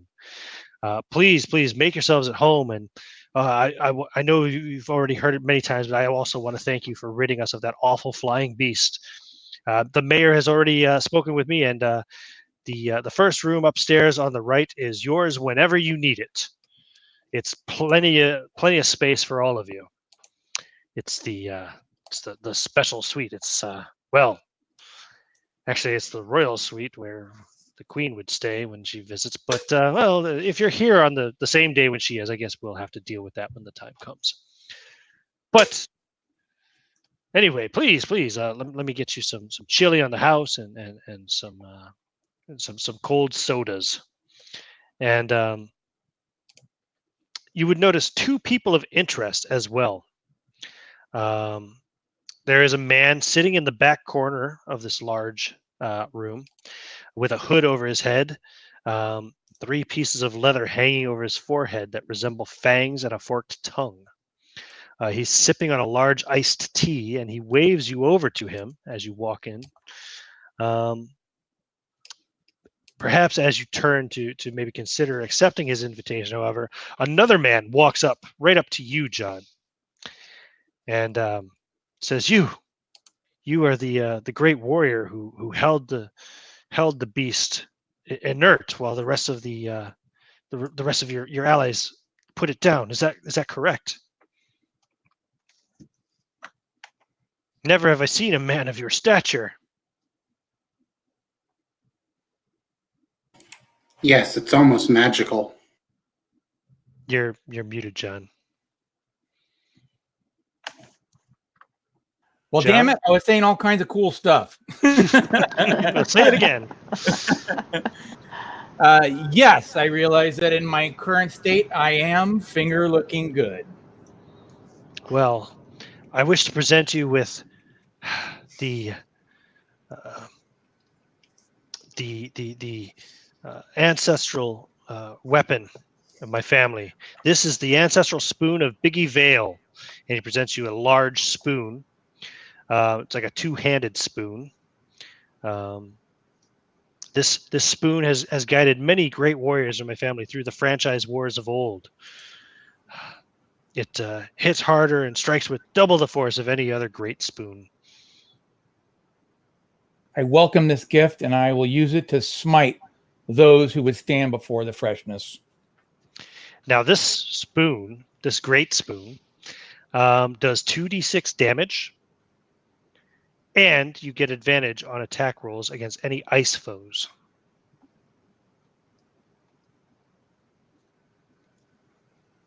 Okay? Got it. Got it? Got it. Good. Because I'll forget. So I got it. 46. Got it. 2d6. Oh, you son of a bitch. All right, I won't forget. I'm making a note right now. Automatic criticals. Got it. Biggie Vale, page 69. Okay. Right. Please use it. Use it to stop the deep freeze. I believe in you. I think you are the chosen one. I am not the warrior that my grandfather was, and well, I think you are the best man for it. John has a big smile, and he, ba-da-ba-ba-ba. I'm loving it. It takes 2 hands to handle a whopper. And the whole inn goes as you chant the war cry of the enemy. Great Ice Jester. Traitor! That was the last thing that they said when I smite them on the battlefield. I say it to mock them. Oh, okay. And everybody just kind of awkwardly laughs since you are the hero who saved the town, and they're sure you didn't mean any offense by it.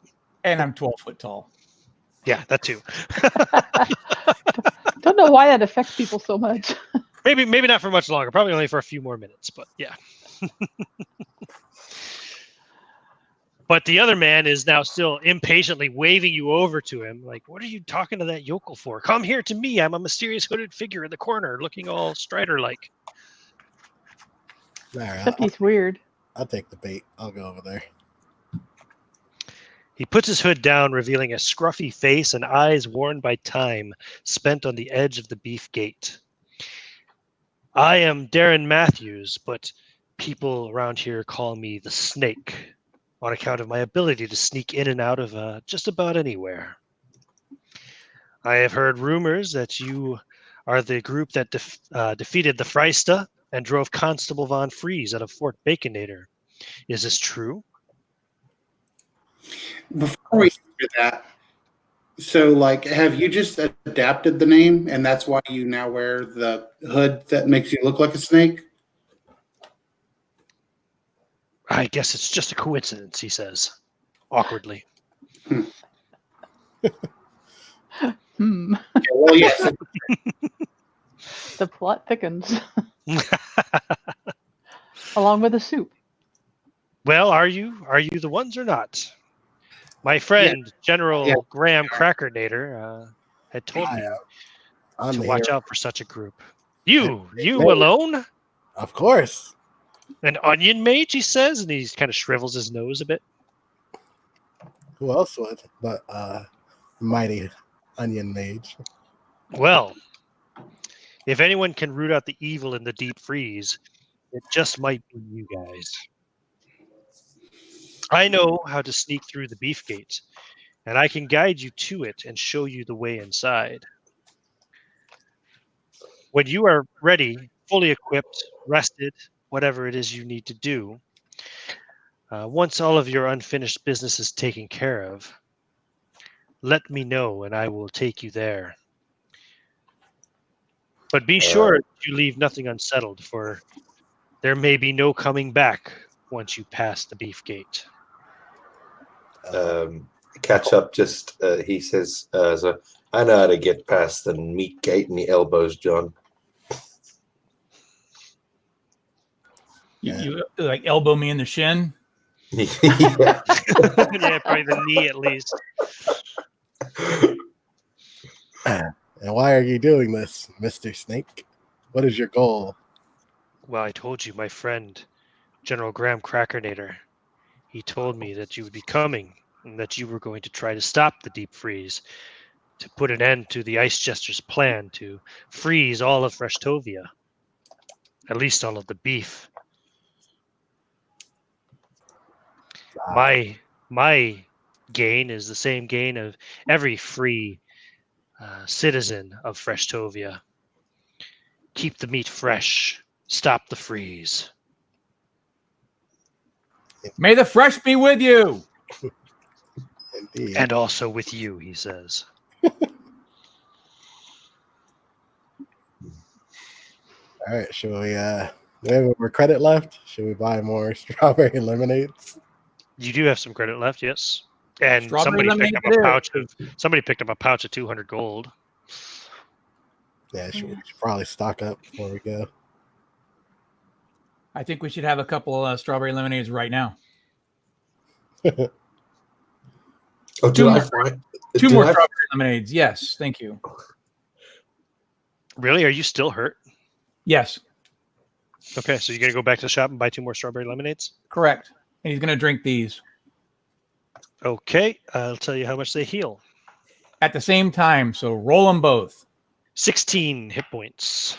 Okay, so I have excess. Do I get to add them or have them in reserve? No, fucker. Just at max. All right, fair enough. Got it. We had a discount. Do we get like a buy one, get one free kind of thing? Thank you for That's reminding me right. that, because I overcharged you. So let me add 200 silver back to your credit. Thank you. Yes, you have a 20% discount, of course. So at that 20% discount, that makes it 400 silver per strawberry lemonade. Now, he's willing to throw in a little extra for free because you don't have quite enough for 11. You have enough for 10, but he will throw in an 11th one for free. So you get 11 strawberry lemonades that you can put in the cart or wherever you want to do with the excess. Yes, there's Okay. plenty of room in the cart. And you have 200 gold pieces as well, Sunderthunt. Yeah, so Right? yeah. Happily use them for this. For what? What do you want to buy? Strawberry lemonades as well? Oh, is it my own? Well, you found the pouch. It's up to you. Oh, okay. It was part of your fortune telling. Remember? I mean, I'm already heavily encumbered. I got to tell you. So So it's going to be going in the cart. Popcorn Yeah, if doesn't that's mind hauling it, and then we can get it out when you need it. yeah, if I can, I would gladly spend everything for the party, and like if everyone wants to take the stuff, sure, let's go for the strawberry lemonade. 25 more, so you have 36 strawberry lemonades in your cart. Hell yeah! Well, popcorn is strong, and so is the cart. You actually just might. You just might make it. So real quick, mechanically speaking, armor class, I have to add 1 point to it. So it's just straight up, right? 18 becomes 19, 19 becomes 20. Sorry, say again. Currently, he has an 18 for melee, 19 for range, 17 for without shield, 14 Oh, for... your armor class. Your armor class, Yeah. yes. Okay. So I got an extra point in dexterity, gets the point in for AC. Does it just add directly to it? 19, Oh, 20. yeah. Okay. Yeah. All right, very good. That's it. It doesn't add to surprise because surprise doesn't include dexterity modifiers. Okay, so just the 3 of them. Gotcha. Yeah, right. Got it. It's okay. I don't have a surprise I don't number at all. think surprise does. What is your surprise compared to the rest? 18. Well, currently, before I do any modifications, it's 18, 18 melee, 19 Seven- ranged, 19 range, 17 17 without with no shield, shield, and 14 surprised. 14 surprise. So, But it's, oh yeah, it's going up. surprise is just a -4, isn't it? Okay. So it's going to be So yeah, so yeah, it would add 1 to each. all of them. Okay, so 19, 20, 18, and 15. Because now that I think about it, I think surprise just gives them a +4 to hit you or something like that, I'm changing it right now. or lowers your armor class by 4, whatever. Okay, you have spent all of your credit and your found coins as well. You have a shitload of strawberry lemonade loaded up in that cart. Well, we won't get thirsty. Mm-hmm. It will take a day's travel to get to the beef gate. Snake will tell you. And then once you pass the gate, you will enter the deep freeze. From which point you will be on your own. Rest well, and we should leave in the morning. Oh, yeah. So let's take a quick bio break, yeah? Sounds good. Sound good? Now, we're going to have like a long rest. Does that heal people up? Oh, that's too good. No, you only get one. Like one. Yeah, Sorry, I just muted myself. You only Yeah, get it's one. not like D&D 5e at all. You get 1 hit point back for a night's I mean, comfortable I'm rest. fine, but I was just curious. Alrighty. Bio break. Yeah. Is that wait, maybe I have to look that up again. If you get a night's rest in oh no, that's a full day's rest, right? When you get a D3, isn't it?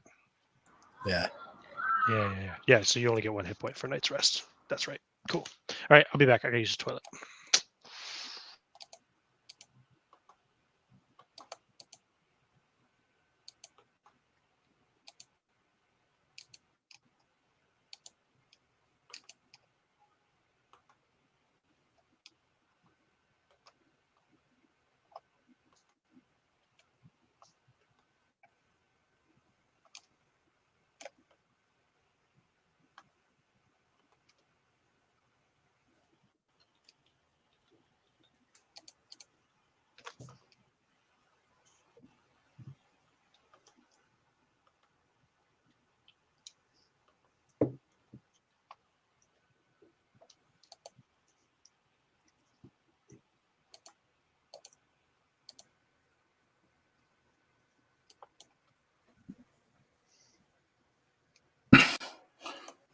I'm back.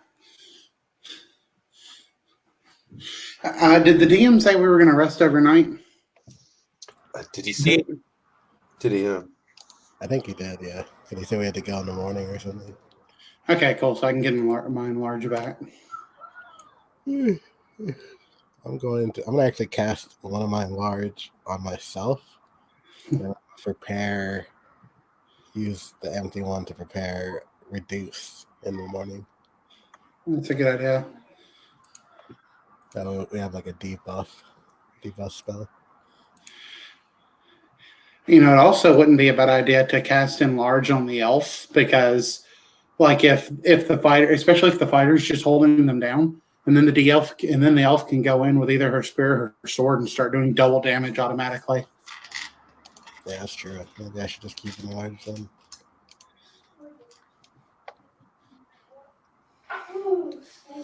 A little alarming that we need so much HP potions. I think that's being paranoid. I don't know. You did take like 20 damage from like one hit though. Yeah, no. Yeah. So, The alarming part should be how willing the GM was to give the potion. Yeah. I gotta say, like, usually when my party is like, I'm gonna drink like 4 healing potions, that's when I go to like some chart that gives like random magic, you know, like, okay, you drink the second one right away, and then 50 corgis appear. Butterfly diarrhea. Yeah, exactly.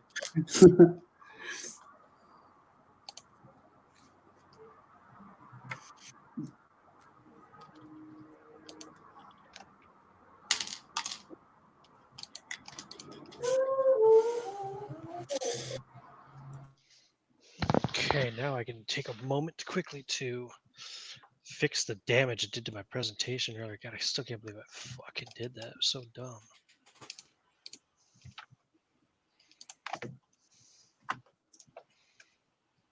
I will be right back. Okay.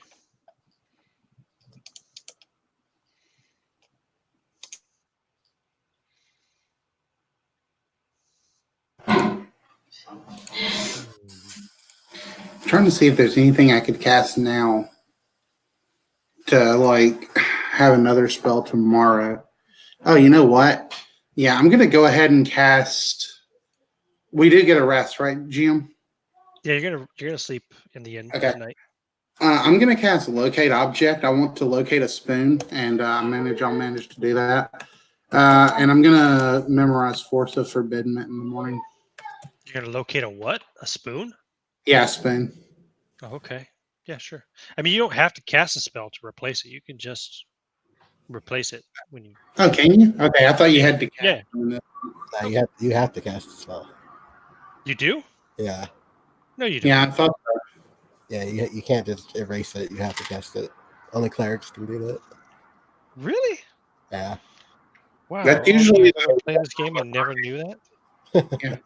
It's usually the rule for OSR games on Magic users. They usually, like, you usually have to, like, once you memorize it, you have to cast it to get rid of it. They're stuck in your mind once you memorize. The only other one I'm looking at is Hold Portal. I wonder if that could be useful or not.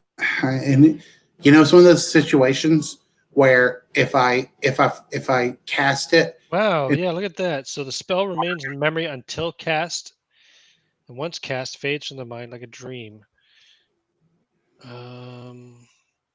Wow. Spell cannot be simply dismissed from the mind. They must be cast to clear spell. All the years I've never caught on to that. That's so funny. Yeah, I think I'm going to keep my Hold Portal because it's one of those things. If I don't have it, I'm going to regret it. It's going to be like, damn, if only I had Hold Portal. God, that's so good to know, especially for Rogues to Riches, where there's witch hunts going on. So it's not like you can just cast spells willy nilly. Like, Yeah. man, I'm totally gonna fuck over the Rogues to Riches crew. I'm pretty sure. I just. I'm pretty sure that that our wizard already knew that. Like, I mean, I haven't heard. He may have. I don't know why I never really noticed that. Yeah. All the times I've run. Because I'm pretty sure he said before, like, I'm going to cast this and then memorize something else. So I'm pretty sure I've heard him do that before. Interesting.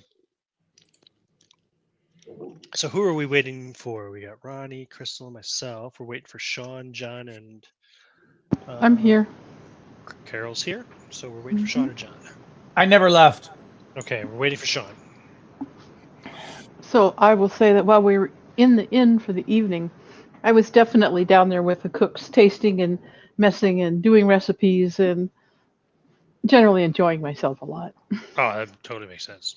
And of course, you basically are given a free pass to come into the kitchen whenever you want as a hero who defeated Freezy and freed the village. Well, hopefully she's invited in there welcome because she's a good cook too. Yeah, sure, absolutely. One hopes. You've got a good bushcraft. You can cook. You can cook your ass off. Yep. She can talk about things that you might find. Whenever you're ready to retire from the adventurer's life, if you want to settle down here in Biggie Vale, there's a job waiting for you at the Baked That's Potato Inn. all she needs to do is to meet her life mate, and she'll be set. Oh yeah, get through the adventure. Right. Sadly for her party mate, she has a thing for guys with hairy feet also. Alas. Well, to be honest, I would say that every normal, motivated, hot-blooded male has a thing for women with hairy feet. Just saying. All right. No comment. Yeah, I don't know what to say It about looks like that. Sean is back. You're here, Sean, yeah? Yes, just I might be on mute for a few minutes. I've just got the baby monitor here, so if she wakes up, I don't want to be her to disturb everything. No, that's so. fine. I prefer if you keep it muted, except for when you're talking anyway. That's perfect. Fantastic. Yep, that's kind of standard operating procedure around here. Cool. All right. Let's see now. So, you guys rest well. Tater spends the evening in the kitchens, advising and helping the chefs, and cooking and eating and sampling everything and getting And a eating nice some good more and full hot meal. This may be the last hot meal of your lives, right? So, I know I mentioned I think that the chili was 3 silver pieces a bowl, but of course for you guys it's free. You guys pay for nothing here, so you can all eat and drink well. besides now she's taught them to put cinnamon and chocolate in their chili, so it's even better. Mm-hmm. Exactly. Don't touch my horse. What, you don't care for horse meat chili? I wouldn't have a problem with it. It's illegal to eat horse meat in Ireland, though. Yeah, I don't know that. I It's mean, not illegal to eat it here. We don't have any Depends on the state. I don't think we have any slaughtering houses anymore, though. It just got passed this year. They opened up 4 slaughterhouses, and they're making it legal and opening all the doors for restaurants right now in the U.S. Okay. I mean, I love horses, but yeah, you can get pretty silly with their livestock, even if I love them to death. Not over here. They're pets, domestic animals, pets or whatever. I don't know, whatever. But oh well. Anyway, everyone I had was a pet. I'll tell you that. Companion animals, etc. But you travel south for a day, led by Snake. You continue walking toward the icy mountains that separate Freshtovia from the deep freeze, till the Snake has led you to a large stone gate carved into the base of the mountains. The gate itself is nearly 30 feet high, with 2 large stone pillars on either side of the massive stone doors. The stone slabs make these doors look as though they would weigh many, many tons. On sight, getting through appears to be impossible. However, the Snake will guide you about 50 feet or so to the left of the gate. He pushes a much smaller stone that begins to roll a bit to the side, revealing a hole in the mountain. It is just large enough to crawl through, but it is a tight fit.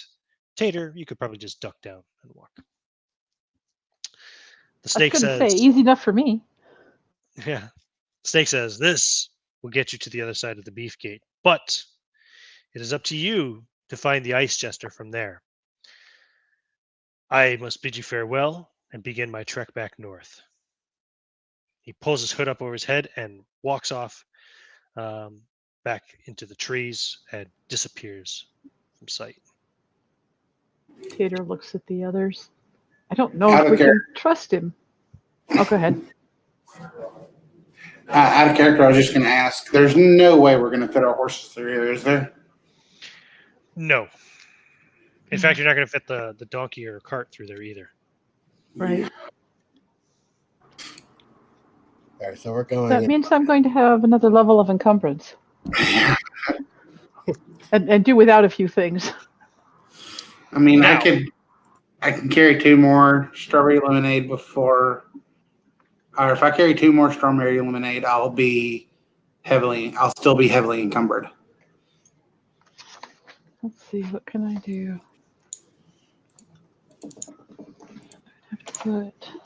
I mean, and I had a lot of stuff, but I decided to pack a lot of that stuff onto my horse. Like I had a book for reading and some winter clothing. Actually, I'm probably gonna need that winter clothing now. Yeah, probably gonna put that on. So that's 1 point of one item for encumbrance.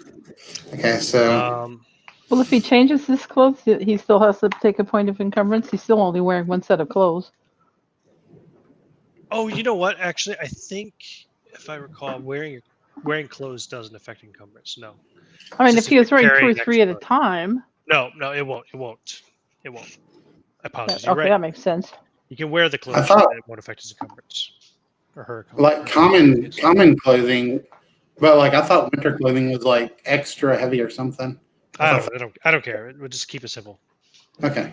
It's down. So, yeah, that's fine. I'll let you wear the winter clothes for free anyway. Okay, so I'm now heavily encumbered. Now you could carry like saddlebags or something with items in it or whatever, and just of course bring yourself up to heavy encumbrance. And then of course if you get in a fight, just put it down.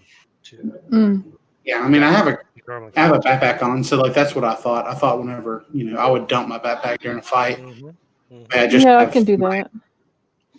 So I take it you guys want to bring as many of your potions with you as you can. Close to it, yeah. Right. Okay. How many can you each carry? I just grabbed 2 out of them. I figure 3 for her because she's got a couple other things I want her to take. Okay. 3. Maze, you can only carry 2 more. But that puts me up an encumbrance level. Is that what you said, Maze? You can only carry 2 more? If I carry 2 more, I'm heavily encumbered right now. If I carry any more, I'll become severely encumbered. You can still move it severely encumbered, though, right? Right. So I could carry 5 more. 5 more or 7? I could leave that behind. Are you talking about 2 plus 5, or are you talking about? No, I'm trying to figure out how many you guys bring exactly from the. All right, she had 1 on her from earlier. So now she's going to grab 7 out of my question. 7. So now she's going to grab 7 out of the cart. And you're going to grab how many out of the cart, Tater? Tater's going to be carrying a total of. No, how many more are you going to take out of the cart? Oh, well, she was carrying a 1, and now I'm going to take 3 out of the cart. 3. Okay, so that's 10 more. Okay. Ozan, can you carry any more?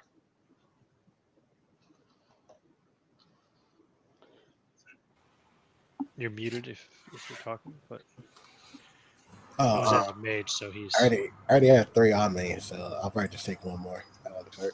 Okay, 1 more. Okay, that's up to 11. Ketchup, can you carry any more?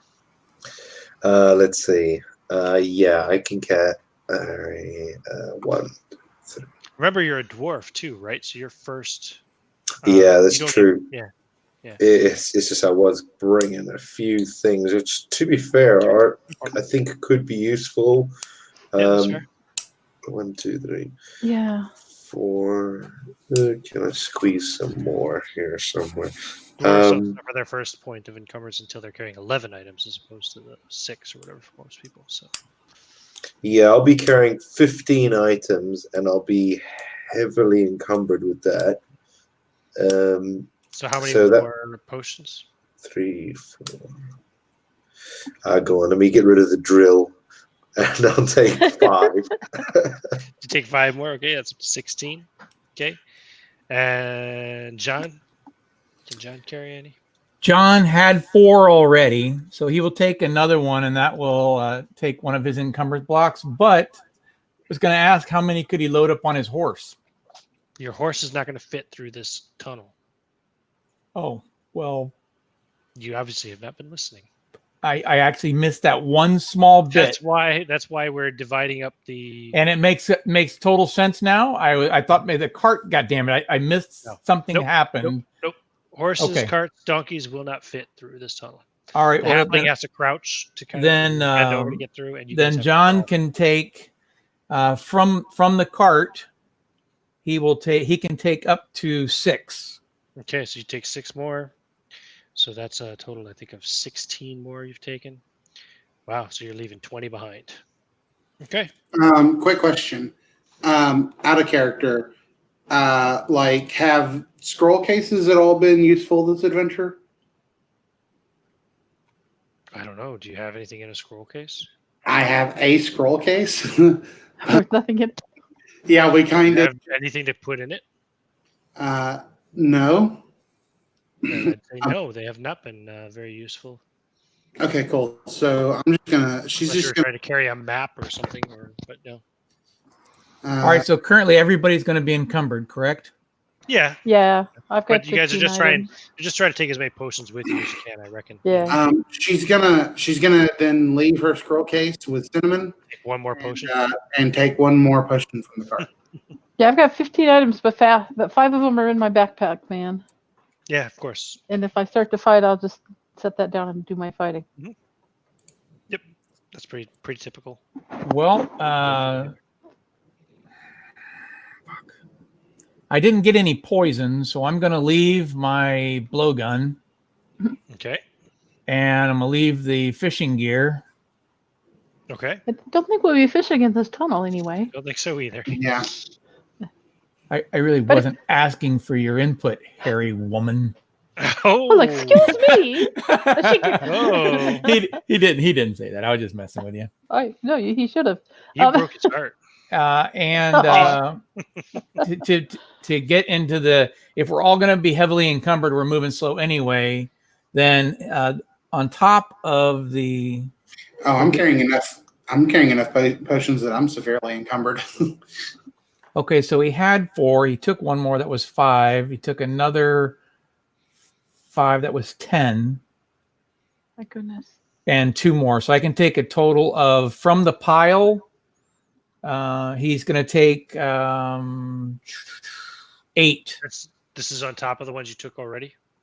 Yeah, he has a total of 12. I have no idea how many you're leaving behind now because you just confused me by not. No, I have it written down. He started with 4. Oh, that's good, but I don't know how many are left on the cart. That's what I'm trying to say. I was trying to keep track of that. That's why I was asking you just how many. You said we were leaving 20 of them behind, and right. I just took another 10. Crystal took one more, and you took another 10. Okay, cool. So there's 10 left. There's 9 left. 9 left. Okay, there's 9 left. All okay, right. That's cool. You guys have pretty much made the most. Is everyone severely encumbered? Yeah, I'm severely encumbered. I have 14 of I think except for the magic user who can't do shit when he's more than lightly encumbered. So yeah. I'm heavily encumbered, but I have 14.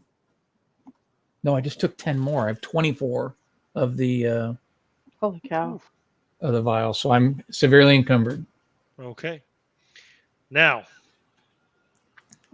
that was way more complicated than it needed to be. So. One by one, you can squeeze into the tight tunnel, the stone pressing cool against your sides, except for, of course, for Tater. Who just I think Tater should probably go first because then she could probably try to sneak unless her encumbrance really makes a difference. She could carry a torch easily. Yeah. Well, she has a lantern she could carry. A lantern. Okay, cool. Yep, you light your lantern. I like to imagine as we're walking through this cavern, like in our backpack. You are crawling through this cavern. Like it's just like the clinking of glass from all this lemonade work. Right, for sure. From all the lemonades. So yeah, one by one you squeeze into the tight tunnel behind Tater. The stone presses cool against your sides and you can feel the ancient pain of the freezing as it creeps into your bones. There's a history of darkness in this place. You grow weary, and just as it seems that you'll be consumed by the unending apathy of eternity, You finally emerge on the other side of the mountain and see what appears to be a small frozen town just ahead. As you walk into the town, you realize there are no longer any buildings standing, just a circle of debris buried beneath years of ice and snow. No one has called this place home for longer than you could guess. A well sits in the center of the town. The town is surrounded on all sides by more of the icy mountain range that the Beef Gate was carved into. Now, these mountains, upon examination, they're all just too high and steep to really attempt climbing.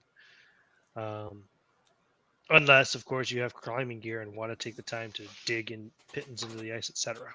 But without extreme gear, you won't be climbing any of these mountains.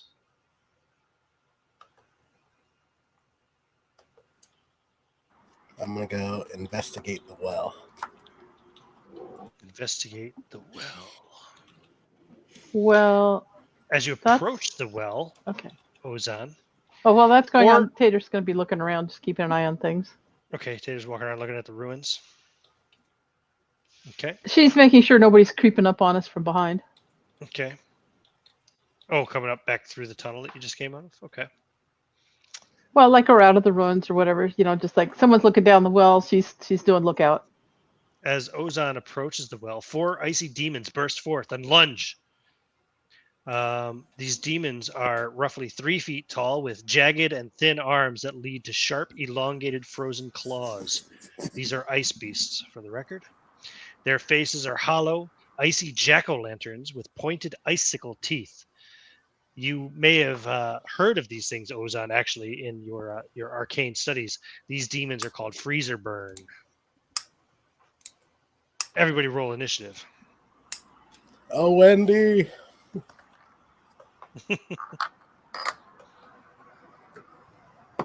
Yeah, I'm terrible at initiative.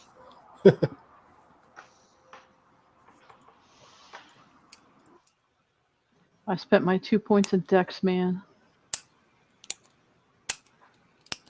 Okay, everybody's on initiative. Okay, so first on initiative, the first of the 6s will be Tater. Yeah. What are you doing, Tater? Can she drop her bag and shoot at him? Yeah, is- you'll have to draw your pistol and shoot at the same time, so you have a -2 to your attack roll. I can handle that. They're not close enough that they're anybody's in I'll say melee with them. dropping your bag is your movement roll, your movement action, and you draw the pistol and shoot. So yeah, you get a -2. They're Okay. not in melee yet, no, because they Perfect. haven't acted. They've just climbed out of the well and are preparing to charge towards Ozan. Alrighty. Now, what do I have to roll? It seems to me there was more than just the attack roll. Oh yes, first you have to roll to see if you misfire. Now this is definitely damp, cold, wet conditions. But are you firing the wheel-lock pistol or the flintlock pistol? Fire the wheel lock first. Okay, the wheel-lock does not suffer environmental damage conditions, so you just roll 1d10, and you only misfire if you roll a 1. A 10 rather than an 8. Oh, come on. I got a 10. The gun goes off. Boom! There's the big push and booming Oh, sound. man. Black smoke pours out of the barrel. And what was your attack roll?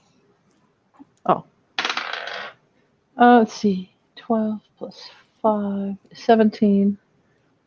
-2 for the draw. Yeah, fire. So you're right, 13 15. Or 15? Yeah, duh. 15 hits. Give me your damage. Find all the right dice again. 8. 8 points of damage to the first one. Bam! He still looks pretty healthy, though. And next on initiative is going to be... Oh, let's go in order of typing. So, John.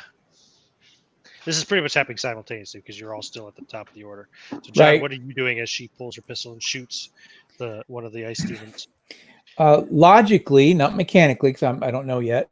Logically, it would make sense to stop, drop, and roll all this crap off of me so that I can use my two-handed weapon without any kind of penalties. Do I get Yeah, penalties? I would say that's a movement action to do that.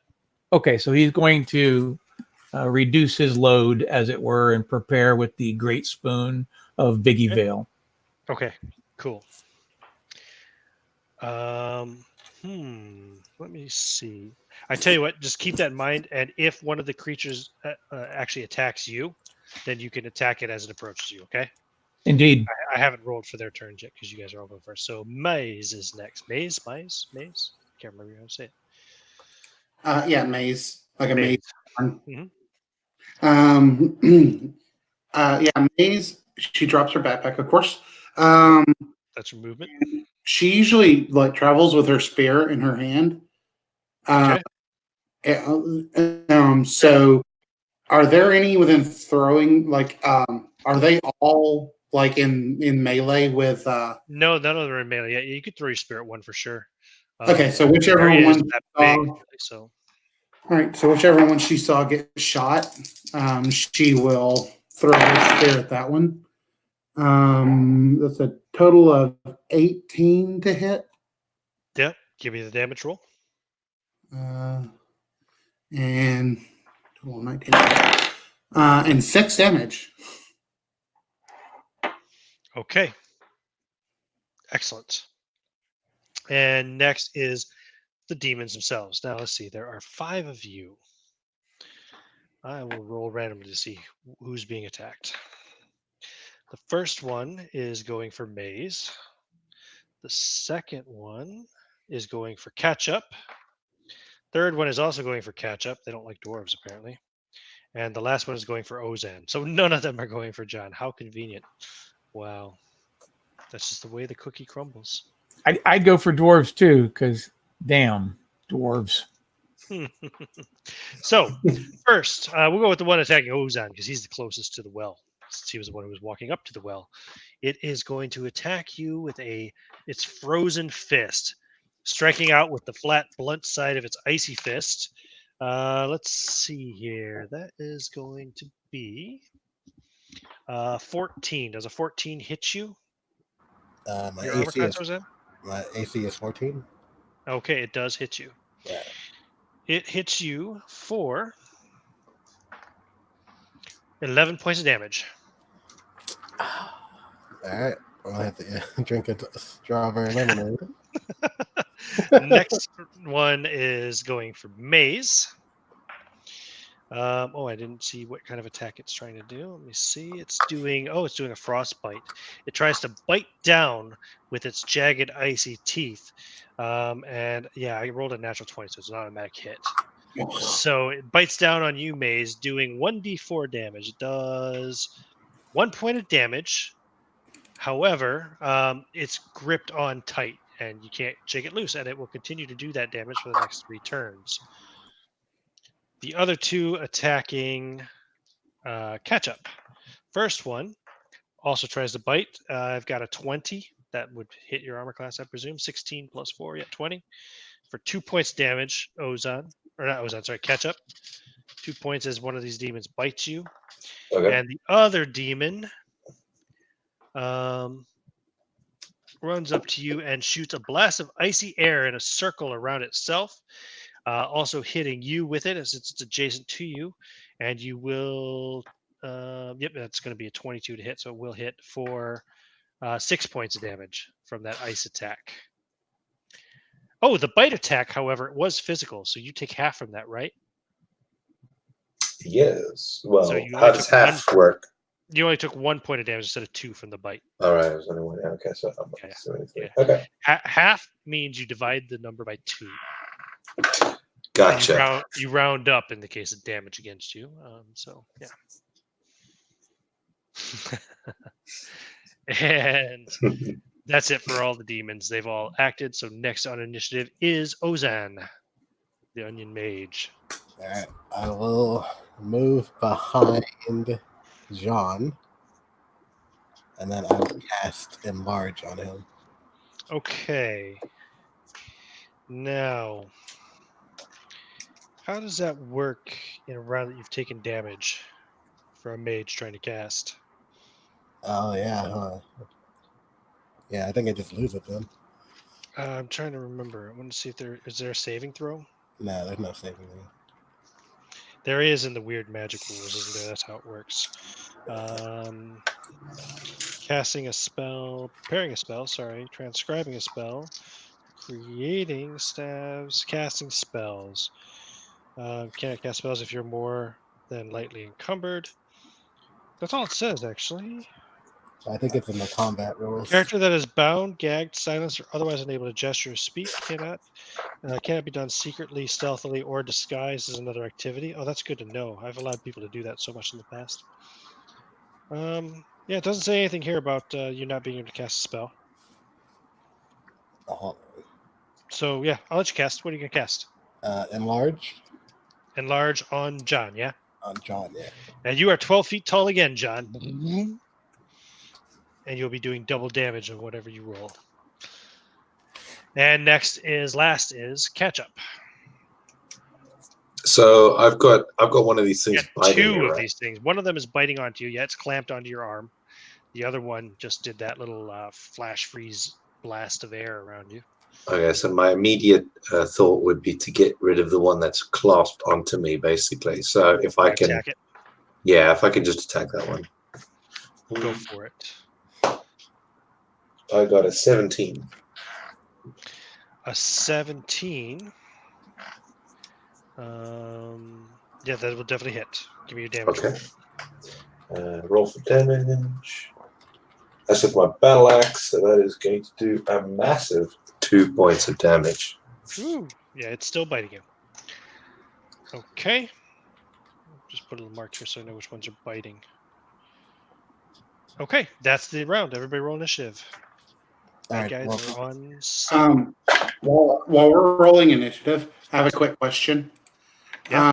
So enlarge says that it can enlarge a creature up to 3 times its normal size. So my question is, like, if Ace were to cast enlarge on John again, would that stack? I'll tell you in 2 seconds. How big is this cavern? You're not in the cavern anymore, dude. You're in the ghost town. Can't Thank God. I was making sure. I was like, oh my God. Okay. yeah, so I read if the combat rules for spellcasting is on page 57. And Oh, it's not in the actually, casting spells section. Well, that makes sense. I would imagine it would double the size that I'm currently at, right? yeah, so it says I couldn't actually cast a spell, so I don't know if you wanted this retroactive, but Yeah, I'll leave it be. I'm fine with it. all right. But yeah, just for future reference, it is on page 57. And Good to know for future. Yeah. Okay. Yeah. Enlarge. So, effectiveness of spell. Increase changes creature size by 20% per character level. Magical item properties not affected by the spell. Reverse is reduce.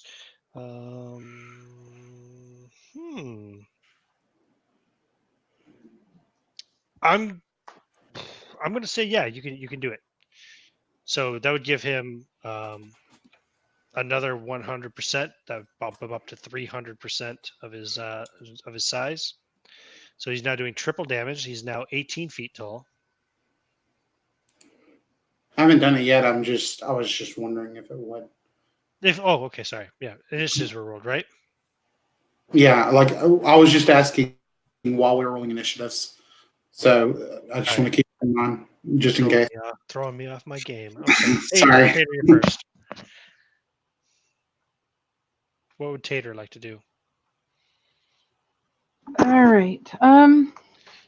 One of the demons is clasped onto Maze's arm. One is clasped onto Ketchup's arm. Another one is standing right next to Ketchup, and the other one is, it was standing next to Ozan, but now it's kind of standing on its own since he ran away. So it's not in melee with anyone? It's not at the moment, that one, no. Super. Can I switch to pistol number 2? That's the damaged one, too, the most damaged one. Super. Let's switch to the flintlock pistol. I've got 3 pistols now, so. Because it's, you roll a d10, and this will misfire on a 2 or a 1 because it's a damp area, so. 4. Okay, it doesn't misfire. It goes off. Blam! Roll a hit. Sweet. Oh, shoot. Well, 7 probably isn't going to hit it. No, and also you get the -2 since you're just drawing the pistol now and firing. So, gotcha. Nope, it misses. All right, so she just kind of slams off into space and curses at herself. Hot spices and peppers and peppercorns. Tater tot. Mind your language. Now, next is the demons, actually. So, let's see. This one clasped onto your arm, Maze, does another 3 points damage. The one clasped onto what's his name's arm? Ketchup's arm does 4 points, but you only take 2 because of your resistance. The other one is going to attack you and misses horribly because I rolled a 2 plus 4 is 6. Yeah, that one attacks with his frozen fist and misses you horribly. Ketchup. And then the third one, he's now or the fourth one, I should say, he's kind of free now to attack whoever the hell he wants. He wants to attack Ozan, though. He's really after that mage. He charges around, charges right next to the fucking 18-foot tall giant, and attacks Ozan with, he does the flash freeze. That's going to hit both of you. Oh, but I got an unsuccessful roll, actually. Nope, he fails. He misses. Okay, that's the enemy's turn. So next is Maze. Maze pulls her sword and tries to slice at the one that's on her, but with a 7, she just kind of swings at the air. Yeah, it's hard. It's hard because it's lashed onto your arm. Hard to swing the sword and not cut yourself as well. John is next. The 18-foot John Fremont McCulloch. All right. Well, he's got the great spoon Biggie Vale. Nice. And which I suppose he could hold one-handed now. You know what? Technically, yeah, you could.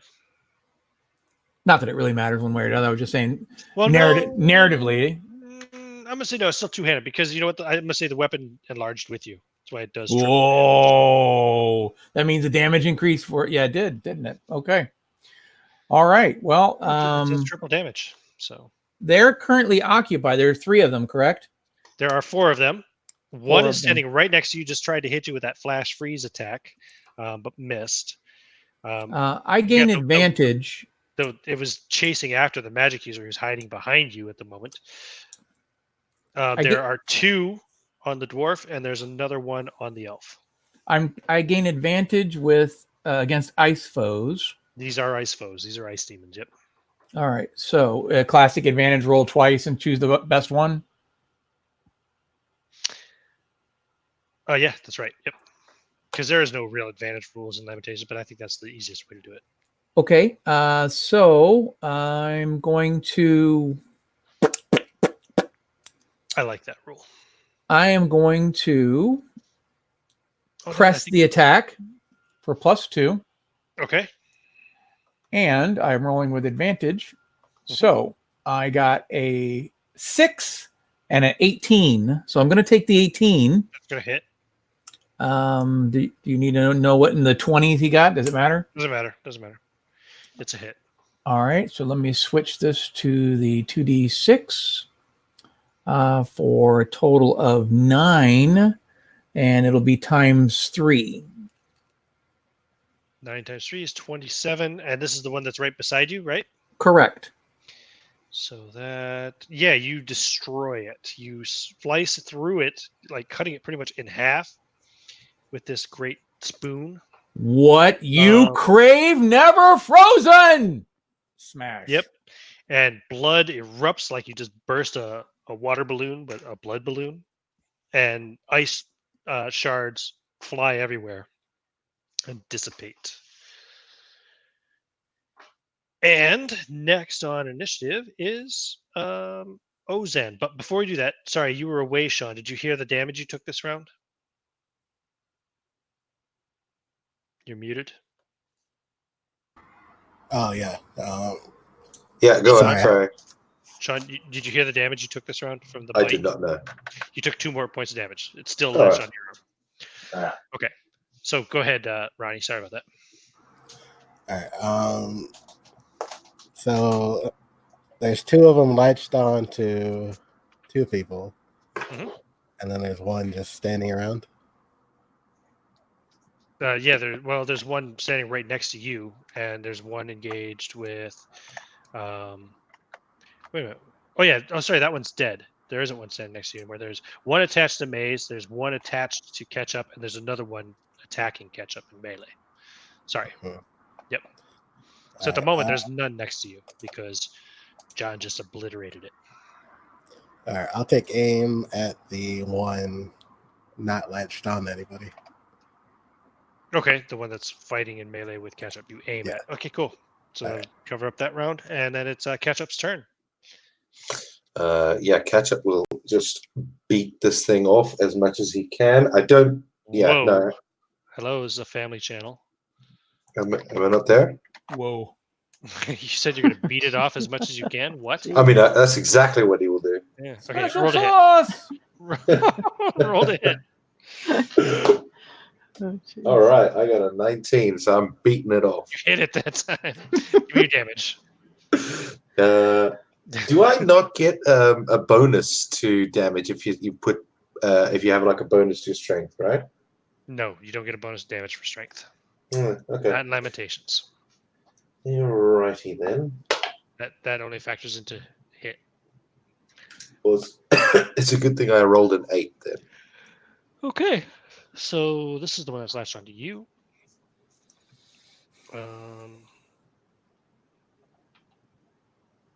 Right?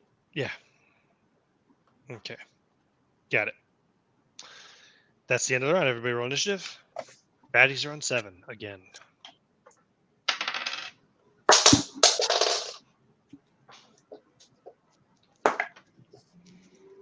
Ooh, guys, get some good rolls here. Wow. Well, +5 doesn't hurt. The only one I don't see is who? Ronnie. Hey, don't those who are using missile weapons get like a +4 or something to their initiative? Yeah, technically, yeah, I forgot about that. Wait, you mean my 9 would actually be 13?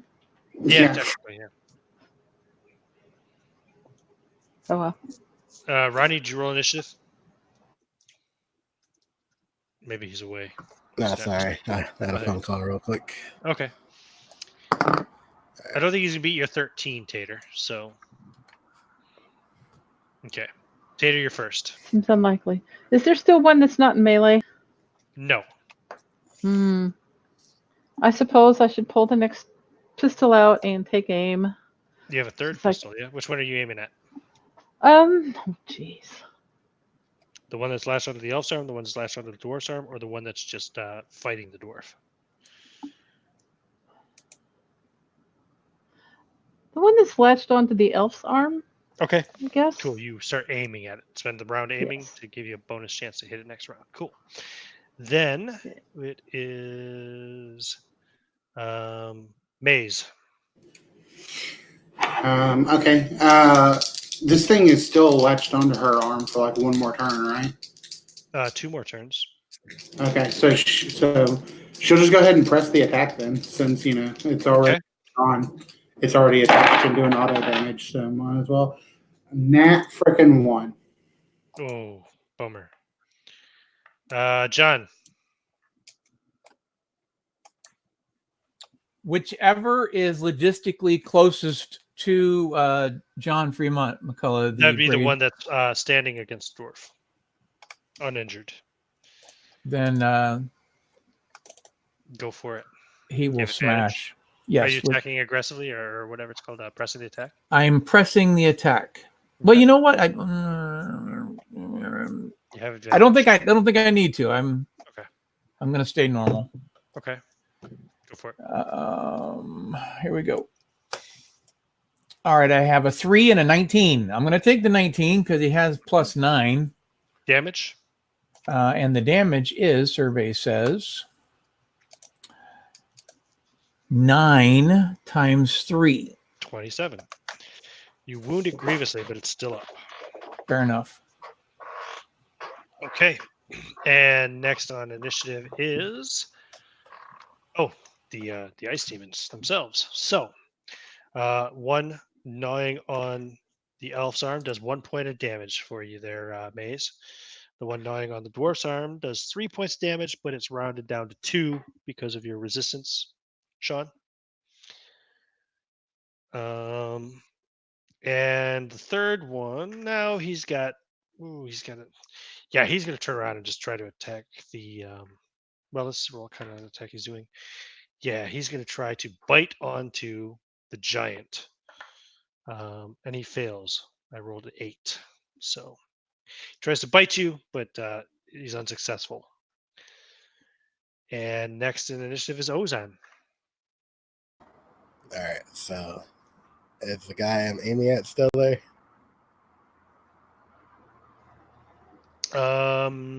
Yes, that was the one that was. Yes, that's the one that that John just recently smashed with his sword, but he has not killed it yet. So I'm gonna that fire. sword, his great spoon. Sorry. All right, I'll fire at him. Go for it. 10. No. Whoa, that was loud. Did you say you rolled a 10?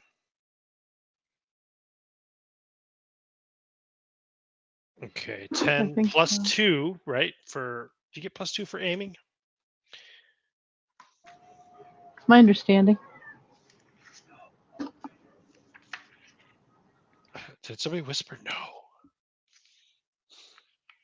I said it's my understanding you get +2 for aiming. I think you do get Sorry, plus 2 for aiming. phone call again. Yeah, so I was aiming. No, it's I think plus 4. You get a plus 4 to hit for aiming. Aiming So yeah, you plus hit. 4. You hit. All right, cool. Well, I'm pretty new. Let me do my misfire check real quick. Yeah, roll G10 for that. 6. Remember, it's okay. Doesn't misfire, so it goes off. Boom. You hit for how much damage? 8 damage. Nice shot. You see. Oh, actually, it's in melee though. Hold on, let me just double check. Yep, you hit it.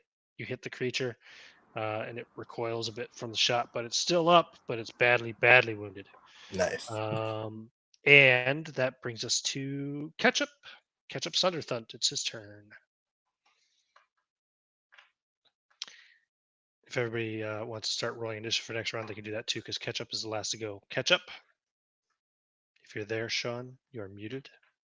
Yeah, I want to try and do something a bit more fancy, I suppose, because I'm not doing much damage. I want to basically press this one. I try and like get my shield underneath this one that's biting me and like ram it to the ground before I start whacking it. Okay. So you're trying to like slam it down onto the ground and just get like right up on top of it. Yeah. Okay. Roll your attack. Okay. 13. That's gonna hit. You're using your shield this time, right? For the attack. Yeah. Okay. So that will do. Trying to incapacitate it. 1d4 damage. Okay, 1d4. And it does 4. Okay. It's still in pretty fine condition, pretty fine shape. It's still got a strong grip on that arm. Oh, okay. And it's the next round initiative. Everybody has rolled except for you, I think, and me. Bad guys are on 5. Okay, so you're gonna be first there, Tater. You fired all 3 of your pistols now, I think, right? Let's see. Oh crap! I was supposed to be marking that off. You fired 3 times now. Okay. No, I fired twice and aimed once.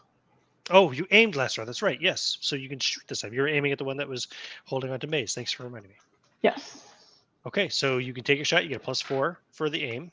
Do I have to roll something to see if my gun works right? Yep. And what kind is it? Is it a flintlock? This is a flintlock. Roll a d10 and you'll fail on a 1 or a 2. It'll be a misfire. Got an 8. Okay. And damage? Okay, so I get to add 4 sorry, attack roll, I mean.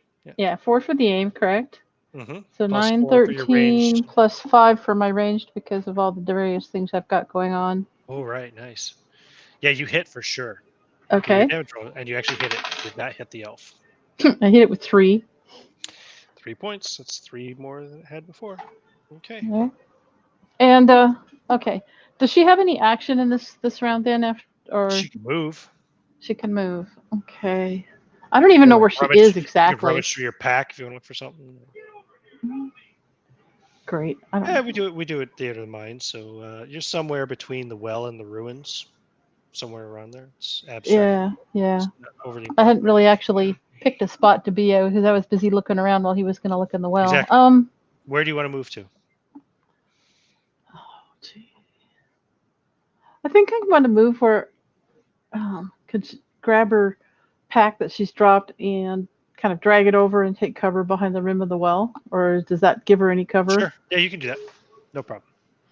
You move right up against the rim of the well, sheltering yourself from where the demons are fighting. Yeah, you can do that. Okay. Cool.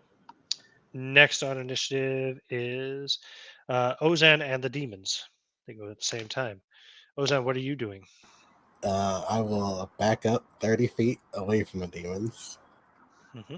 and then I will pull my second pistol and aim at the nearest one. Okay. Cool. No problem. So one demon worrying away at Maze's arm does 4 points of damage. One worrying away at Sunderthun's arm only does 1 point of damage. Still 1 point of damage with your resistance, unfortunately. But yep. And the third one, which is kind of free at the moment, is going again to try to bite the giant, and he does bite you this turn. Bites onto and starts worrying into the flesh of John Fremont McCulloch for a total of 3 points of damage. He only takes half damage, so is it 1 or 2? It's 2. It's 2. 2. Yep. 2 it Take is. half damage from physical attacks. That's right, and this was a physical attack. So, and Ozan, you already took your turn. So next is John Fremont. Okay, so his option is to deal with the one that's biting him, or swing his weapon at another one. Because I don't think I can swing my weapon at at the one fighting me. Your call. What? The one that's biting you? Well, yeah, it would be hard to do it with a great weapon, wouldn't it? I mean, if it was a single-handed weapon, you could, but no. Not with your two-handed great spoon. Very good. Well, are we near any sort of? Does he have the option to like bash it against rocks or? Sure, that's a regular physical attack, so that would do a D2 damage. D2. Whoa! Wait a second now. Let's think about this. Be What a triple about damage? Yeah, what about the old punching damage with the big strong arms? That's a Can I get D2. 18 strength. The Okay. big strong arms make it ×3. Well, his normal arms are big. He has an 18 strength. Or is it? Is it one? No, that's 5e. Yeah, it's D2. D2. Jesus. Well, yeah, I don't really have an option there. Okay. Yeah. Give me a roll. It's very badly wounded anyway.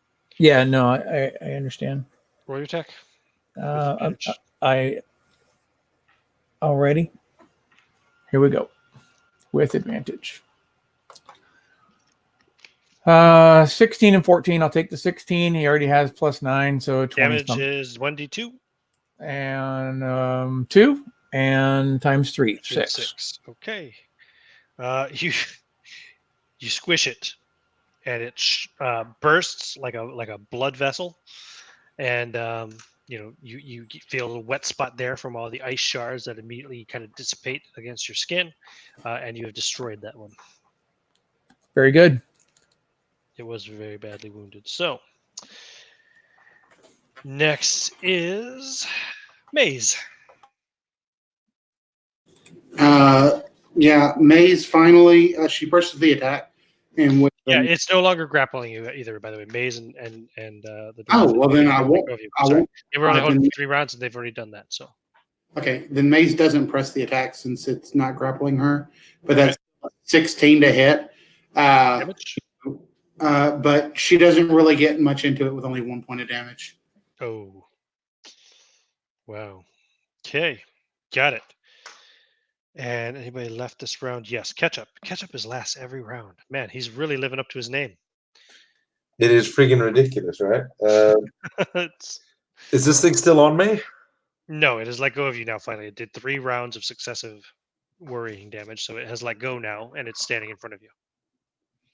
This 3-foot tall, kind of looks like one of those. You ever see Critters?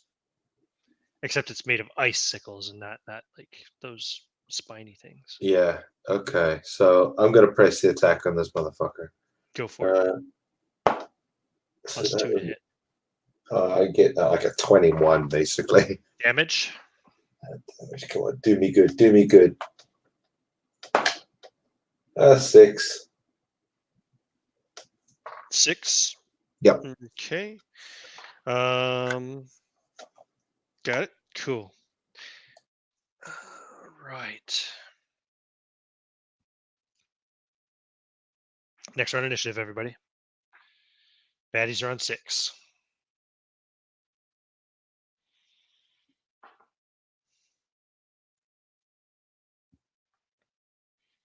And let's see, we got Maze on 5, John on 6, Tater on 6, Ozan on 7, Ketchup on 2.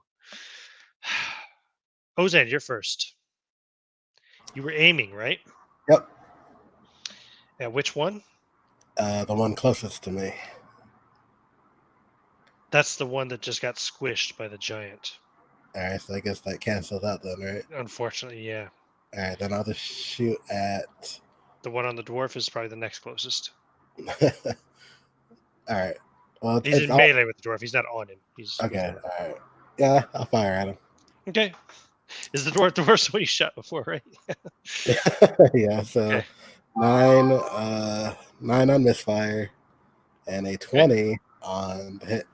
A natural 20 or a modified 20? Natural 20. Natural 20. Damage. All right. Let's see. 5. You take 5 points of damage there, Ketchup, as you get shot. Poor Ketchup.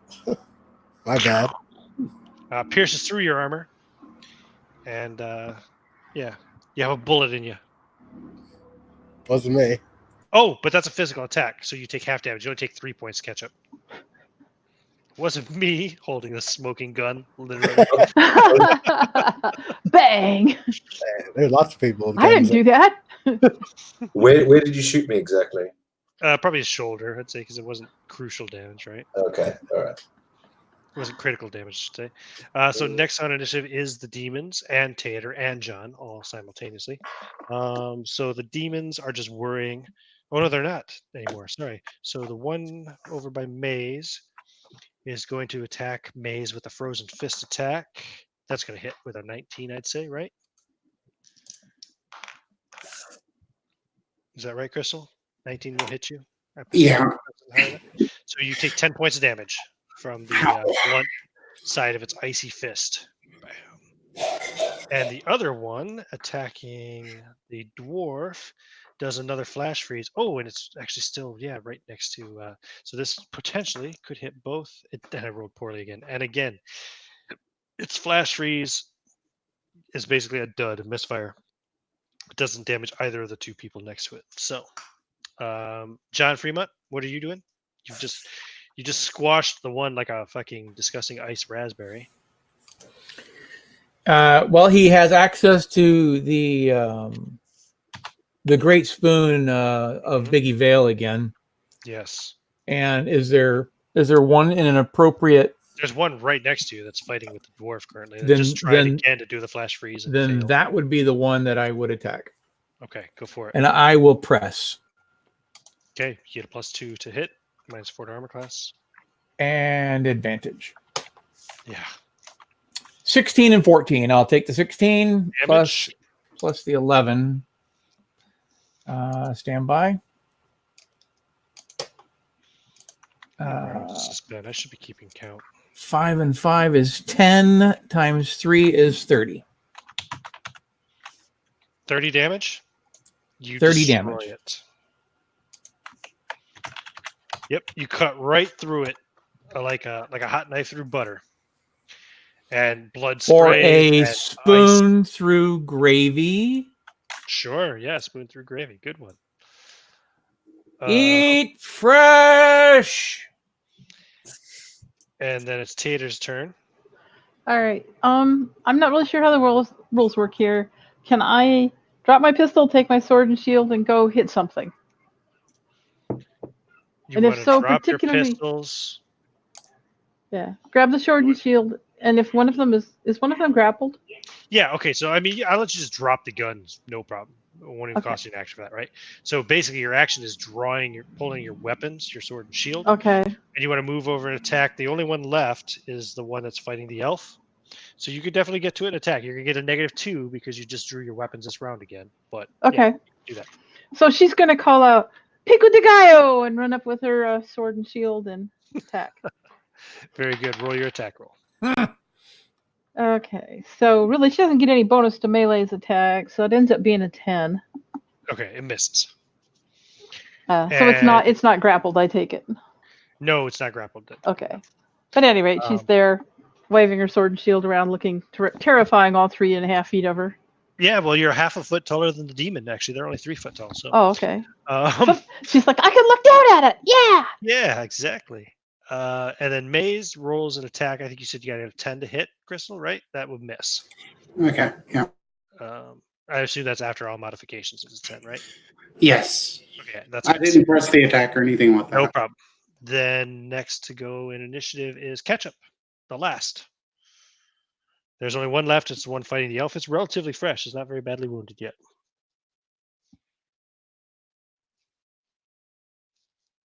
So the one that I'm fighting is relatively fresh. The one that you're fighting is gone. Oh. Your giant friend just melted it with his spoon a moment ago. Okay, right. That's the one you got. So okay, so you're saying there's one left, basically. Yeah, and that's the one that's fighting the elf, who's a little bit away from, but definitely within movement range. The great. Yeah, I'll just charge at the thing. Creepingvale. Yes, the Great Spoon of Creepingvale. That's right. So you charge the remaining. A charge attack. I think you get a +2 to hit and a -4 to armor. I believe so. Oh no, you don't get a +2 to hit.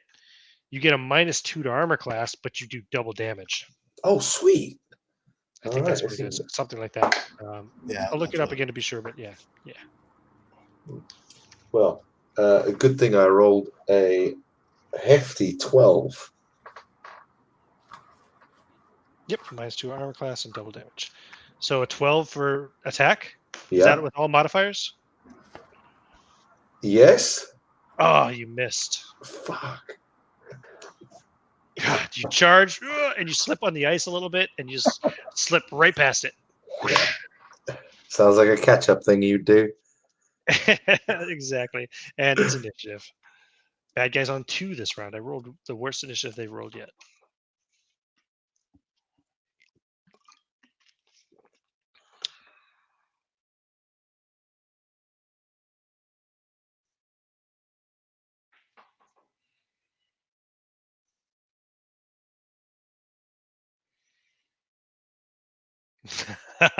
Finally, he doesn't go last.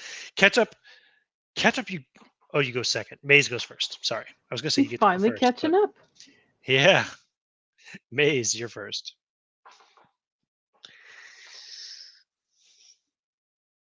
The only thing that would have been better is if Ketchup had finally rolled a 6 and everyone else rolled above a 6. He still went. Your turn. Okay. Fuck. No. Doing a normal attack?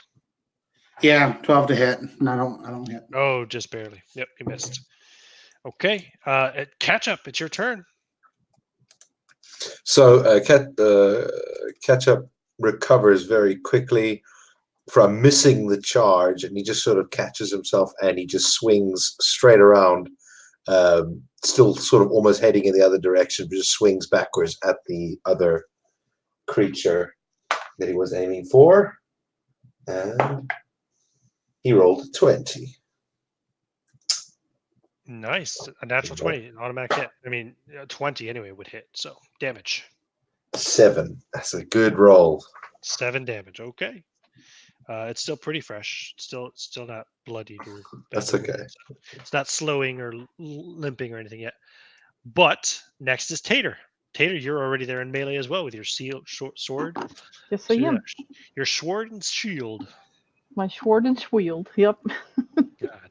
sword and shield. Please roll your attack roll. Salsa Verde. Here we go. And we rolling that one. Oh, that's a miss. She's so crazy And- wilder. She's not much with the sword, let's be honest. But she's That's fair. wildly She's swinging trying, around. though. She's showing her bravery. She's swishing the air, man. And John is next. Alrighty. If there is a target left, There's and one. there is one left, and it is within range of a 18-foot giant with a giant spoon of great Biggie spoon. Vale, Yep. then Yep. he will attack with advantage. Go for it, please. A 2 and a 17. I'm going to take the Damage. 17. Damage. Okay. 2d6 times 3. A 7 total 21. times 3, 21. It's still up, believe it or not. But now it's definitely favoring one leg and not looking too hot. But it's still up. And it's Ozan's turn. I will toss my spent pistol into the snow, pull my third, and aim. Okay. And aim. Got it. So you're aiming. There's a lot of targets in there. Yes. Okay. Next round initiative. Oh no, sorry, the bad guy gets to go. Duh, I forgot he's last this time. What's he gonna do? Oh, of course he's gonna do that. And it's gonna succeed. So who's in melee with this thing? Let's see. We have the giant, we have the elf, we have the halfling, and we have the dwarf, all in melee, right? Yes. Okay. And the elf as well. Yes, a blast of icy air. Basically, everybody but the wizard. A blast of icy air blasts out in a circle from the creature, hitting all 4 of you for 4 points of damage only. Half damage?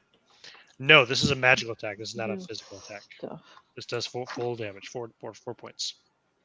What if I take it personally? Would that? Oh, then it does Take it 8. personally. All right. Well, it doesn't bother me at all. So I'll just. The cold never bothered me anyway. Right. Just let it go already. Initiative. Bad guy's on 4.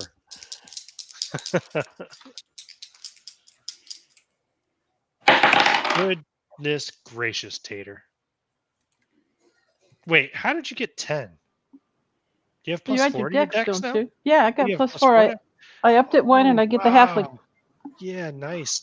Okay, yeah. All right, you're first. Sweet. So I guess I can still wave my sword and yell some more stuff, huh? You can definitely try. Give me a roll. All right. Well, it's Your magic number is 13, by the way. You did 13 or higher. 17. You hit. Give me damage. This is a regular sword? Yeah, it's a short sword. Okay, a short sword. 1d6. Yeah. 1d6, yeah. Because a regular sword, you'd have to wield 2 She gets handed. 1 damage. How exciting.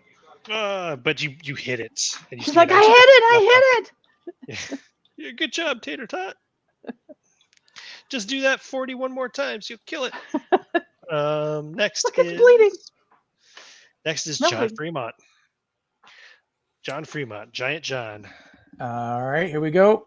The attack with advantage. No point. Well, I guess he'll press it. Why not? 13 and an 8. Well, I'm going to take the 13, and he has 9, 11, so 24. 24 damage 24 to hit. to hit. Give me a damage roll. Alrighty. That is an 8 at 24. You destroy it. okay. Okay. So about a minute has passed. You still have another 49 minutes for that enlarged to last. Oh, is the fighting over? The fighting is over. He killed the last demon. Nice. Hand me the lemonade. Yeah. I've got one here and a couple in my pack. Can we roll our own healing, or are you going to roll for us? Yeah, I just want to know how many you're using. I kind of want to just do it one at a time. Yeah, roll. Yeah, go ahead and roll. Do you have lemonade? Do you need just lemonade? tell me how many you used and mark them off. Okay. I don't think I'll bother at this time. Are you wounded at all, Tater? I'm down 4 points of 65. Is that from the first fight? That's from just now. Oh, okay, cool. Yeah, you're not bad. All right, I'm gonna drink one, and I got 8. Oh my god. That's- I take it mazes over there gurgling down lemonade. Yeah. You know, like I rolled an 11 once for recovering HP, which was pretty good. And nothing else I can't roll above 5. But like that's the consequences for rolling god tier stats. You roll god tier stats, and then like during the game, you can't roll high at all. Mm-hmm. So, how many? Do you only have to drink the one? I take it. Then? Okay, so I drank 5 of them. You drink Hard 5. sugar. Okay. Maze drinks Yeah. 5. Ozan, how many did you drink? Just one? I'm gonna drink 2, You're gonna drink a second one, okay? and I got Taters. 6 on the second one. Tater's Cool. not Tater using just did. any. Ketchup. Did you need to drink any lemonade? Or are you doing okay? Sorry. Did I need to drink anymore? I mean, sure. Why not? What do I do for drinking? It's.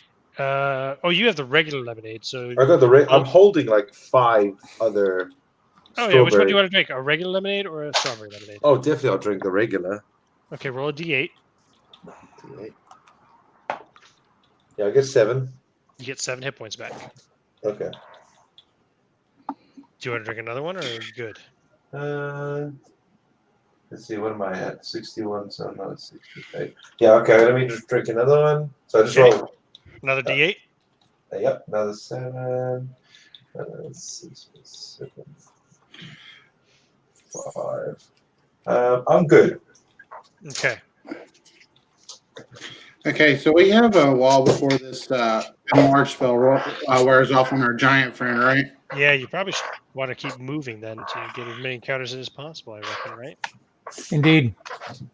Oh, so we're not going down the well? Well, that's why I didn't Well, cast him. that's the only I place thought we to were go. going to have to go down the well. Oh, yeah, he's so big. Let me see. That's what she said. Will he be able to fit down the well? Oh, jeez. If he cannot fit down the well, Maze is going to go back to the cart. All the way back to the cart.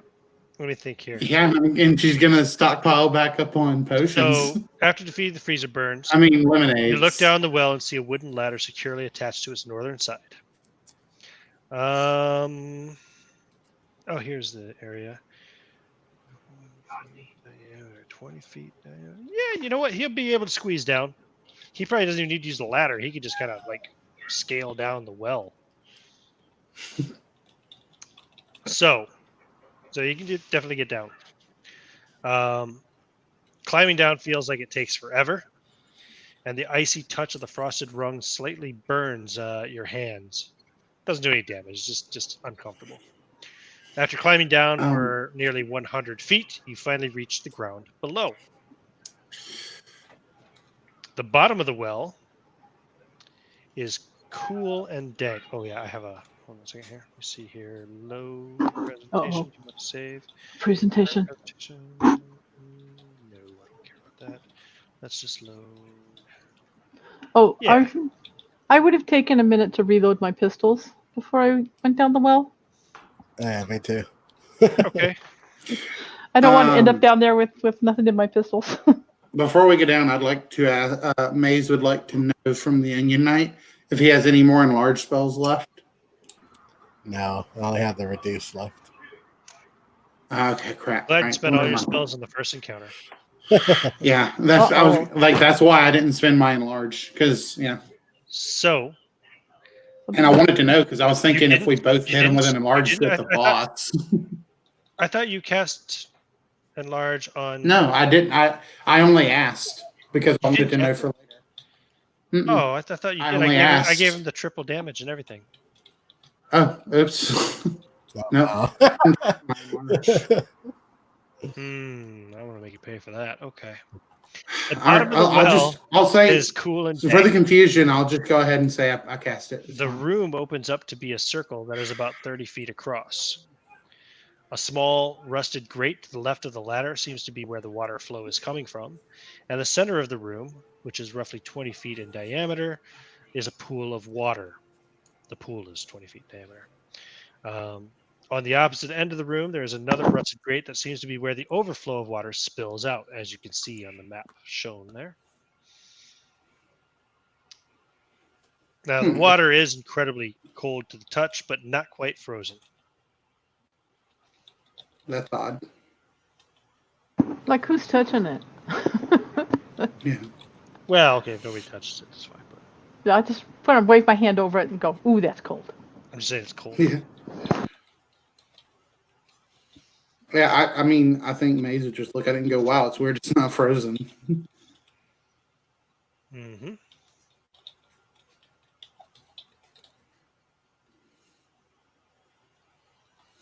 Well, let's just continue down the hall before some giant ice water monster comes out after us. Yeah, there's the one little empty luck with or kind of that. area on the southeast where it kind of exits this little well area. So it's a tunnel, number 2 on the map there. The walls of the tunnel are bricked like a sewer system, and the cracks between the bricks are frosted over. There are lit torches lining the walls as though someone has just been here and might still be. And after 25 feet, there is a room to the north that you can enter, or you can continue straight, leading to another room at the end of the brick tunnel. Let's check the sideway first. No, I guess I brought my lantern for nothing. That could have been another lemonade. Could have been. Yes. So Tater you wants want to to check check the that room, side Tater? room. Yeah. As you move farther from the torches, the light dims. The room to the north is about 15 feet across, but it's dark in there since you don't have a torch. If you light a lantern or have Maze shine her lantern in, you have a little bit of light. Shine your lantern in, Maze. Yeah, Maze will do so. Maze In is the center of the room, you see a box that looks to have been frozen shut.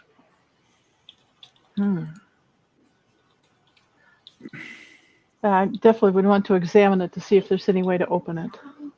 Okay, I'm going to try to fiddle around, see if you might be able, how hard it would be to kind of thaw it and open it.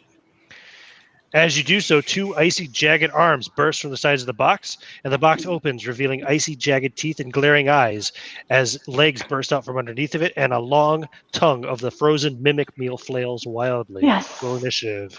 I've never fought a mimic before. This will be great. Mimic is on 5.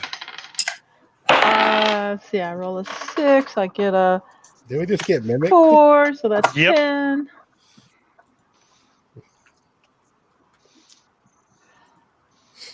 Now, I didn't say it, but the reason I had Maze flash the light is that I do have my pistol in my hand. Okay. Yeah, that makes sense. I figure you have your weapons out.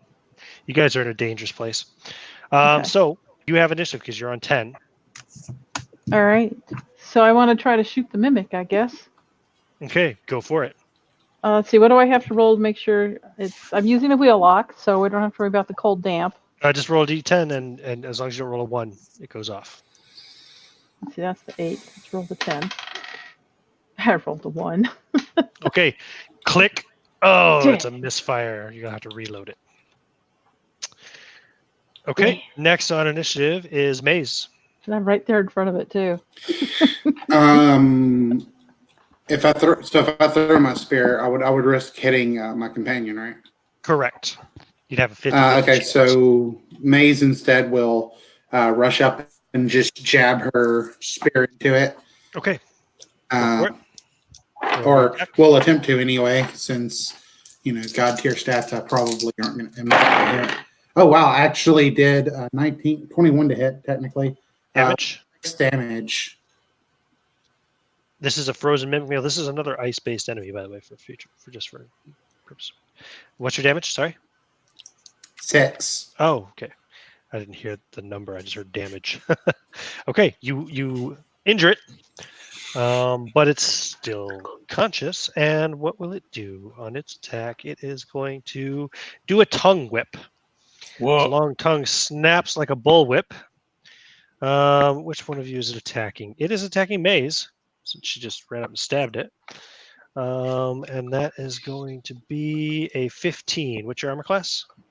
18. Okay, does not get through your armor class. So it lashes you, but your armor blunts the blow. You feel the force of it. Felt like it could have hurt, but it didn't.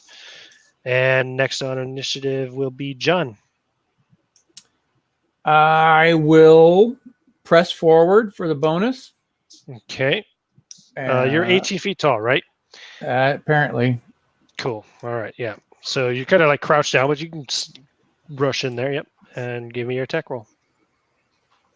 All right. I will be attacking with the Great Spoon Biggie Vale. Go for it. I got. You said this was an ice one. Mm-hmm. All right. So You get that's good. advantage. That's a good one because the first one was an 8. Second one is a 15, so he's plus 11, so he hits. Damage. Is a 9 Times 3, right? 27. times 3, 27. 27 plus 6 is 33. Okay.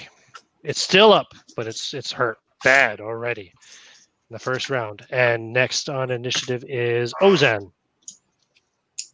Ozan, everyone is in there with the mimic except for you and the dwarf at the moment. Let's see. Fireball. Quick, No, sorry, quick, go trigger whoever's in the big room. Yeah, They don't have fireball in Lamentations, thankfully. Get that fight started. Split Yeah, the party. I don't see me do anything, so I'm just gonna parry, I guess. Okay, cool. All right. No problem. And catch up. So I can't really get in there, can I? Is there any space for another person? Yeah, you could. I'd say 4 people could get in there with the mimic. It's going to be tight, but you could do it. Okay, if I get in there, I'm just going to charge straight at it then. Even with how big John is? Yep. If I can get in there, I'll charge. Go for it. Give me your attack roll. Oh, nice. I got a natural 20. Nice. Yeah. You hit. So it does double damage. So 6, so 12. Whew. You destroy it. Doing dwarf things. And again, there's a little bit of blood spray, blood mist, but mostly icicles and shards that quickly evaporate, leaving it moist, cold in the air. And the frozen mimic meal is destroyed. I'm dangerous at short distances. Yes. Is everyone all right? Do we need a quick regroup here before we move on?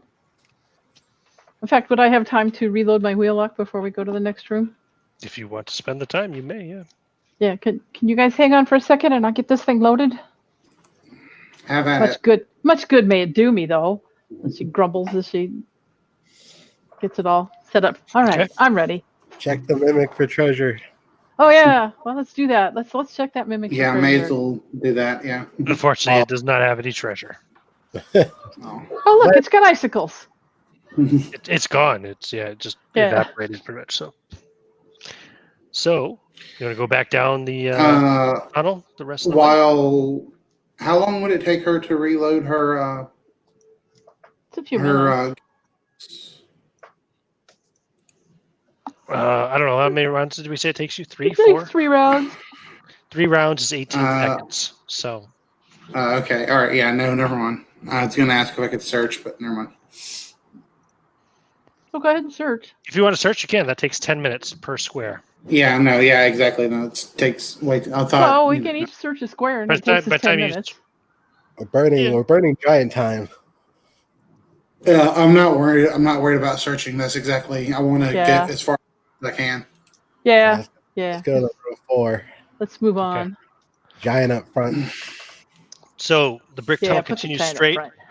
front. Another 25 feet before opening up to a large room with a 30-foot ceiling. You could stand up straight again, Yes. John, giving it an open-air feeling.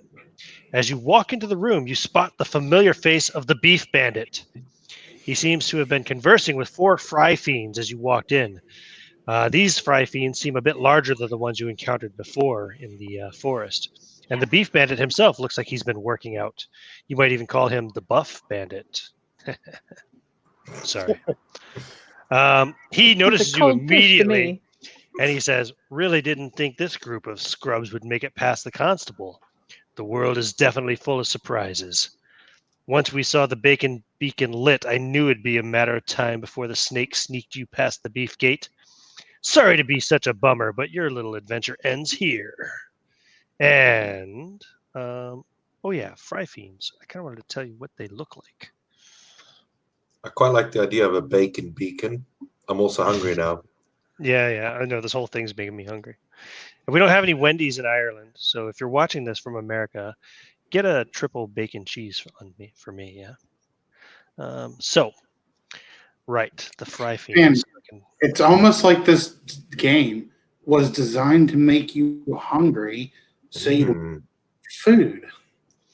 So fry fiends have two skinny legs wearing what appears to be some sort of boots or shoes, leading up to large, frightening head bodies, large, crooked noses, tattered, pointed ears, and brightly colored punk rock hair swept over their face like an angsty teen. That's what they look like. And the beef bandit himself, because you would have encountered these earlier in the game if we started from the beginning, but the beef bandit, let's see. Does it give a description of him? Yes, he's a man in a green shroud with blue ice-flecked hair poking out from under his hood. He's wearing black paint around his eyes like some sort of discount superhero, and a large neckerchief that says frozen beef. There you go. So that's what these guys look like. So you got the beef bandit and 4 fry fiends, and it's initiative for everybody.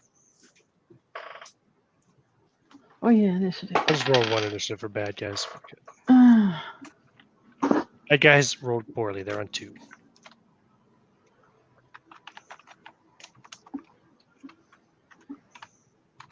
Rolled a 1. Someone's typing.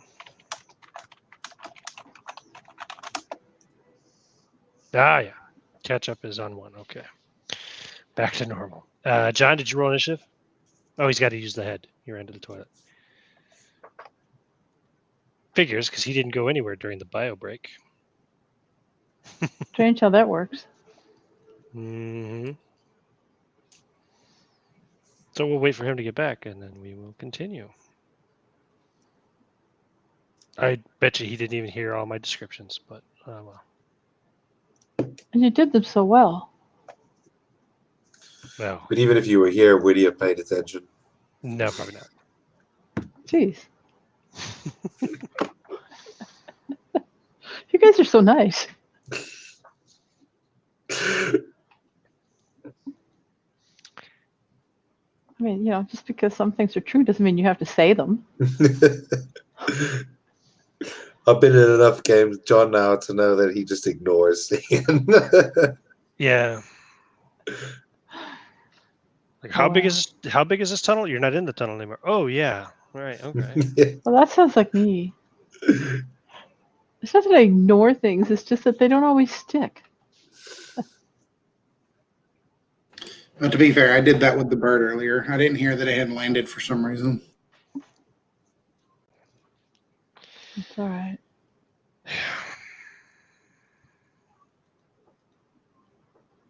Everybody misses it sometimes. All right.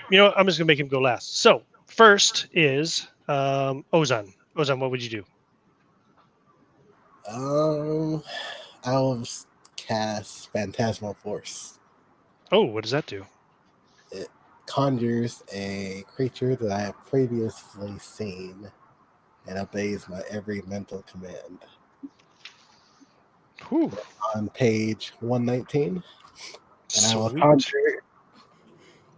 conjure a what do you think? I'm trying to think what would an Onion Knight have seen or Onion Mage have seen? Summon the thing that the Beef Bandit originally Oh yeah, that fry thing. The Frysta.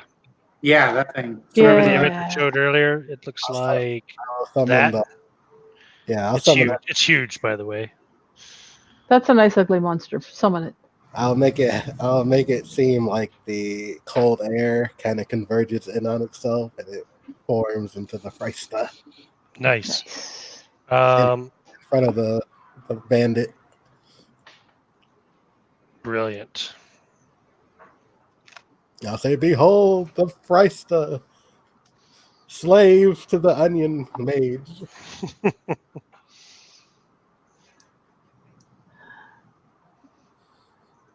And then I will have it Have it attack. attack him? Yeah. Okay, go ahead and roll for it. That's going to be a D20 plus. Ooh, how many hit points did the Freshta have? Or how many pluses to damage or pluses to its attack? Let me look it up here. I'm going to flip back through many pages. There's the Freshta. So, yeah. So this thing is hunched back and still deep black eyes. Its face have tentacles swaying from it. Its arms are jagged with the frozen crystals you see. Long, sharp fingers, cursed with the ice of the deep freeze. And okay, so I'm back. Sorry. you get a +6 to that attack roll. All right. 14 plus 6 is 20. Okay, so now I have to roll saving throw versus magic for the beef bit. Oh, he takes damage. Shit, I gotta look up the Freshta's attack as well. Here we go. Oh, it gets 2 attacks. 3d4 plus 1 for the arm club attack damage. Nice. Let me roll that.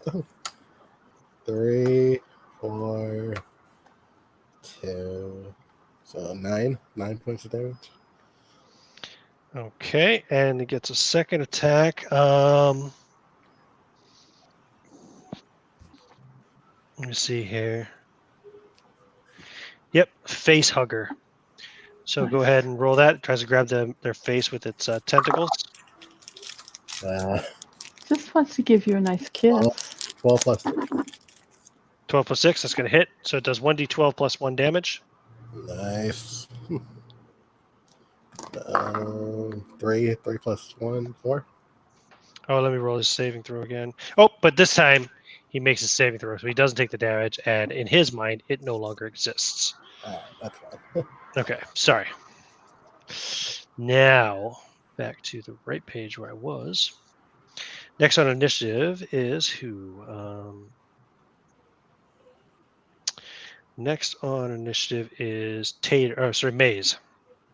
Hold on. It says the first time it causes damage. I don't think they get a second saving throw. Oh, do they not? No.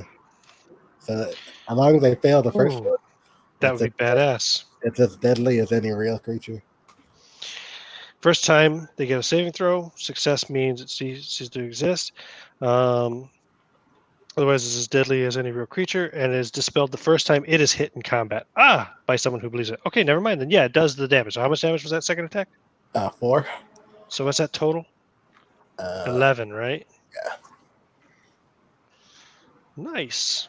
Cool. Yeah, good clarification. Sorry about that. That's good. Good Here's stuff. the onion maker's power. The beef bandit looks kind of terrified that you've summoned a Freshta and attacked him with it. But next on initiative is Maze. Maze is going to cast Force of Forbidden. She's going to cast it behind the beef bandit and the fry guys. So if they attempt to leave this room, basically they won't be able to. The actual wording of it is that the caster can block one subject of less than 6 HD from being able to advance past a certain point. They must one subject of less than 6 hit dice. Yeah. Yes. Okay, so you could block one of the Freshtas, but not the beef bandit. He's got more 6 hit dice. Okay. Well, then never mind. I won't. Just do a different action. Okay. Well, here's the thing. My character wouldn't know that, so she's going to attempt it anyway. True. She could try on the beef bandit. Okay. And tries to make it so the beef bandit. Yeah, makes sense. Okay, boom. Force of Forbidden is cast. Next on initiative is Tater. Tater. I suppose there's all sorts of people around this monster, the head monster, right? The beef bandit and 4 fry fiends. Yes. But there's no none of our guys right up in melee range. Nobody's attacked in melee. No, not yet. Oh, okay. Then I'm going to take my wheellock and shoot at it. Shoot at which one?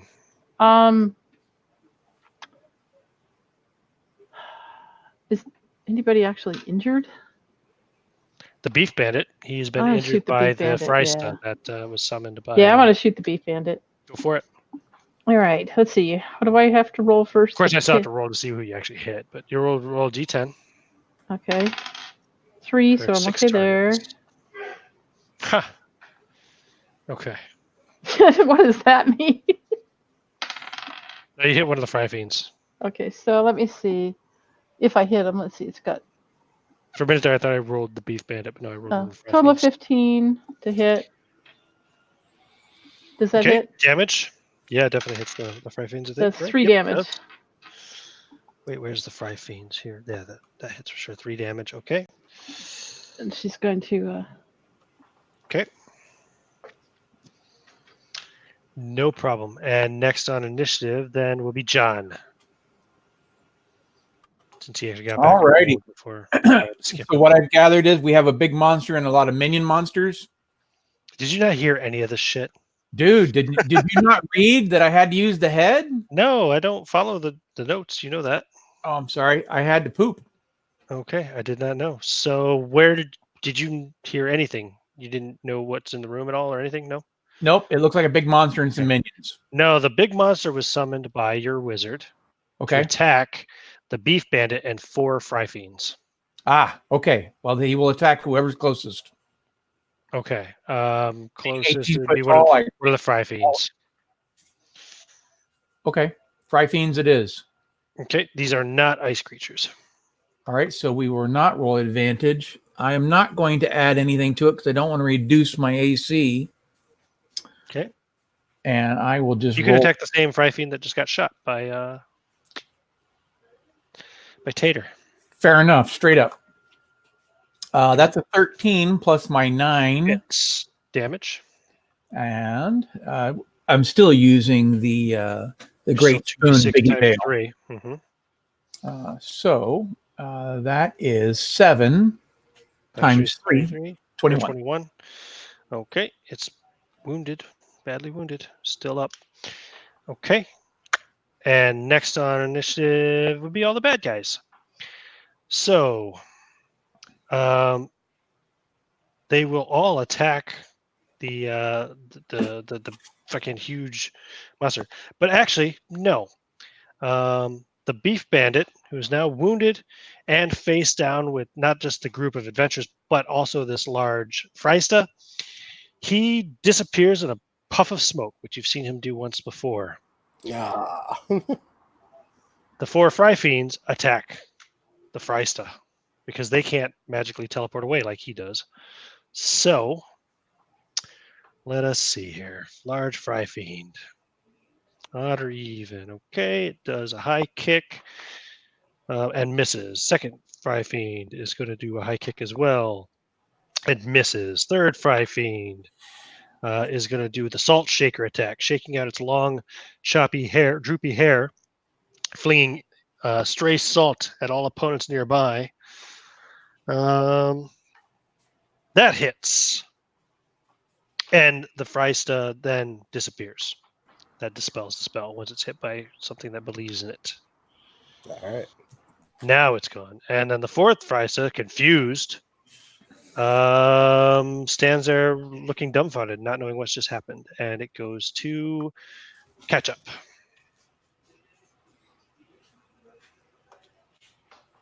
And everybody can start rolling initiative for next round too. Catch up, what are you going to do? So where are these things in the room? They're over near the number 5 entrance. So you guys came in through the tunnel there, which is marked number 4.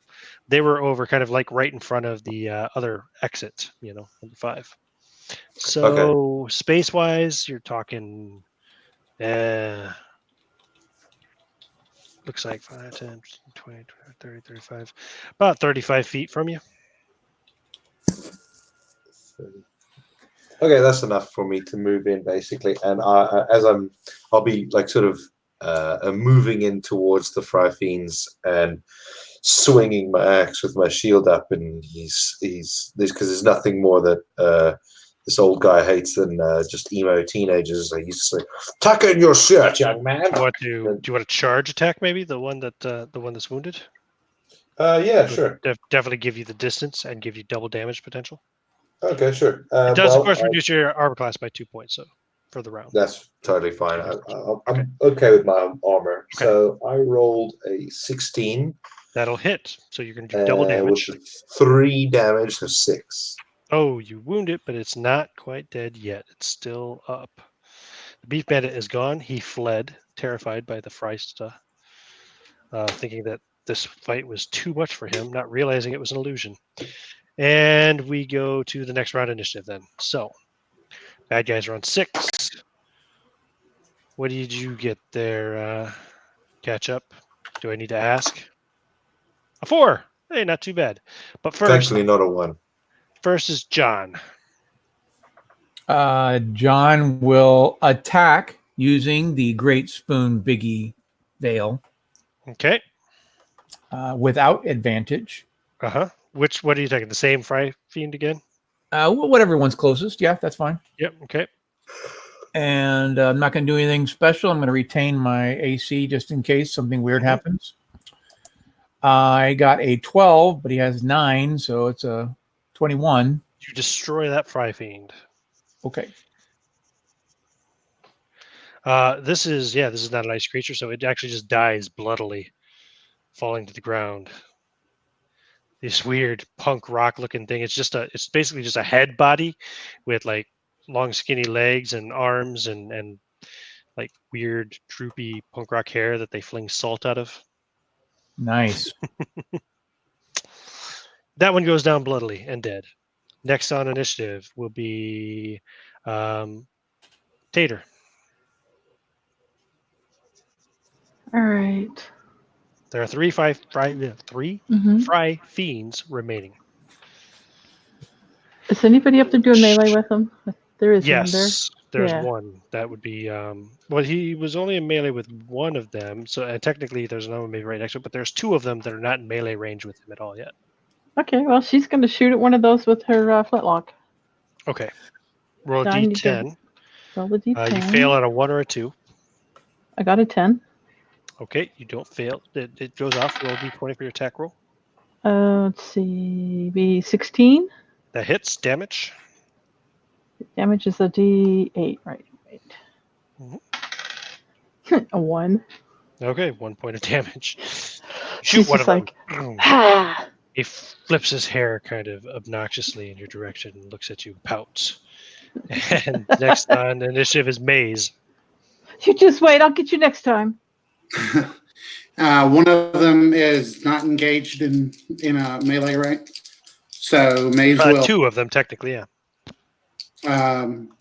Okay. The one that just got shot, the one next to it. Okay, whichever one got shot, she will toss her spear at that one. Okay. 14 to hit. Hits. For 2 damage. Okay, 2 more damage. Okay. Then if she can this turn, she'll then pull her sword. Yeah, you could use that as your movement action. So you hurl the spear and then draw your sword. And next on initiative are the bad guys. So the 3 Fry Fiends. Now they're all going to get into melee because they're all going to like gang up on this giant man with the with the fabled Great Spoon of Biggie Vale. So the first one is going to do a Salt Shaker attack. Yeah. So that means you have to make a it's like a breath weapon save, basically a breath save, please, John. Oh, okay. Not anything armor related. Very good. Nope. It's not even an attack roll. Actually, see, it's just, you have to make a. Let me see here. Breath weapon. Spell-like effects from creatures. Does that sound right? Spell like effect. No. Oh, yeah, I see it now. It's 13 area effects. Okay. Here we go. Rolling. I got a 12. It's called breath save. Yeah. Yeah, I got it. 12. You failed? No, I made it by 1. You made it by 1. Your breath save is 11. No. I Saving guess I throws, would. you got to roll equal to or higher. Oh, no, then I failed. You I failed. failed by Okay, 1. no problem. You are at disadvantage on your next turn, Okay. and you take 2d4 plus 2 damage. So that's going to be 7 plus 2 is 9, but it's physical damage, so you only take 5 5 it is. I got it. because you have the resistance. Who else has resistance? The dwarf, 2 yourself, other people. and I do. one other person. And Tater. Okay, And that, yeah, Tater. cool. Okay, just so I try to The remember. already tough halfling. Yeah, she's a badass, actually. Yep. Yes, she is. I don't She's do a lot also of damage, probably but I taken survived. the least amount of damage so far in the whole. Taking a total of 4 points of damage from the beginning of the game. Yeah. With adorable hairy feet. Next is My cute little Ketchup. curly toes. Ketchup, you are only second to last this round. So, what would you like to do? Yes. There's still 3 of these guys, right? Oh, wait. No, sorry. That was only one of them. I apologize. Thank you for reminding me. I need 2 more attacks. A high kick attack against you. That is going to be a straight up kick. Well, it says a straight up kick to the face, but you're 18 feet tall. So, I'm going to say it kicks you in the crotch. What's your Okay. armor class, John? In melee, it is 18. Never mind. He tries to kick you in the crotch, but it bounces off part of your armor or something and doesn't do any damage. The third and last one does the same, but he misses. Okay, now it's your turn. Sorry. And yes, all 3 of them now have kind of circled around John Fremont, ganging up on the giant, as it were. Okay, I just go for the closest one. I'll like sort of barrel roll into him. Cool. Go for it. Oh, piss. Yeah, only I got a 5. No. Okay, you miss. Yep. And next on initiative, last is Ozan. And then we can roll initiative for the next round if you like to type it in the chat, please. I will. Is there any fiends that are not in melee? No. All right, then I'll just spend my turn. It's basically a big melee pile right now with 2 of your friends and 3 of the Fry Fiends. All right, I like those odds. I will aim. Okay.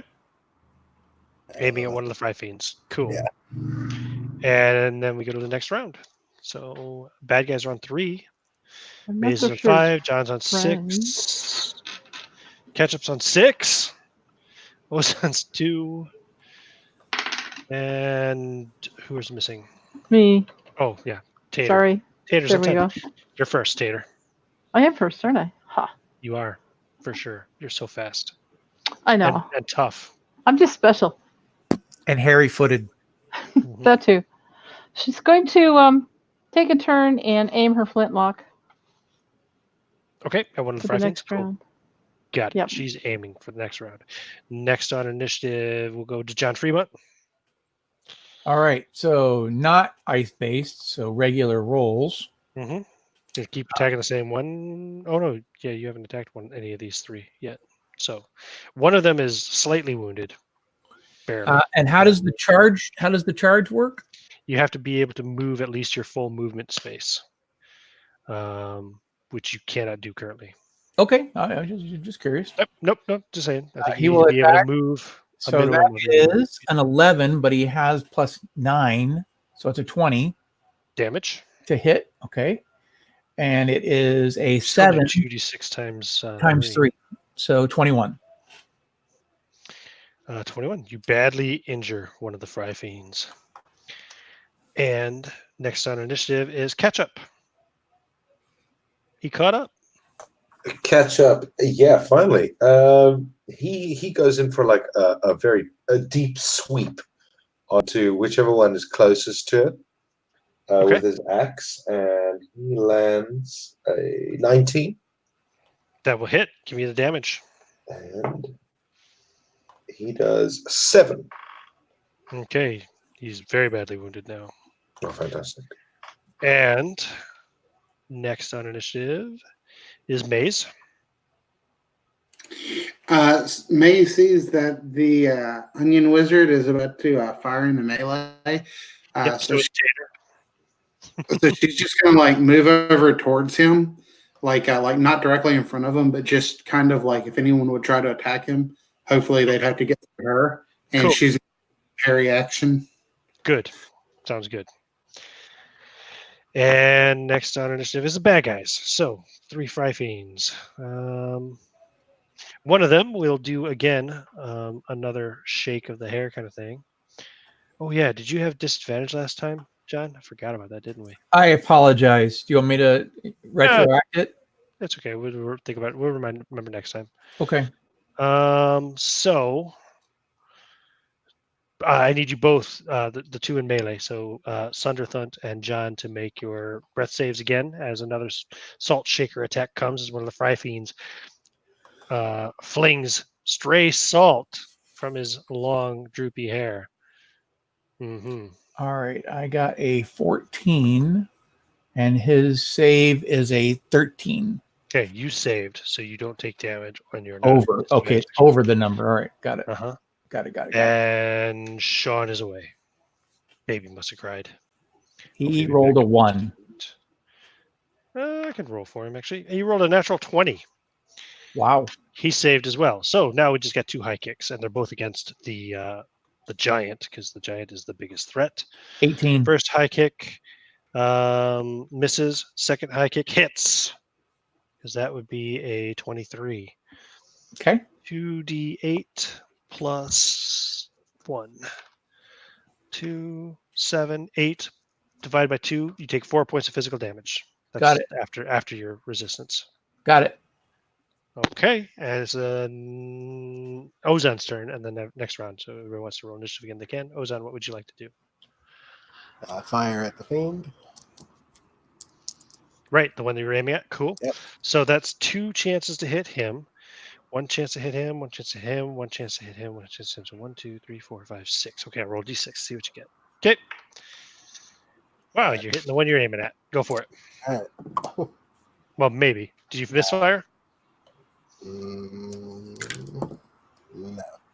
Okay. What's your to hit roll? 13 plus 2 plus 4. Damage. Definitely hits. 2.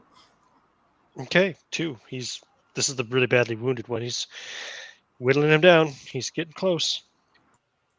And now it's the next round initiative. So bad guys are on 3.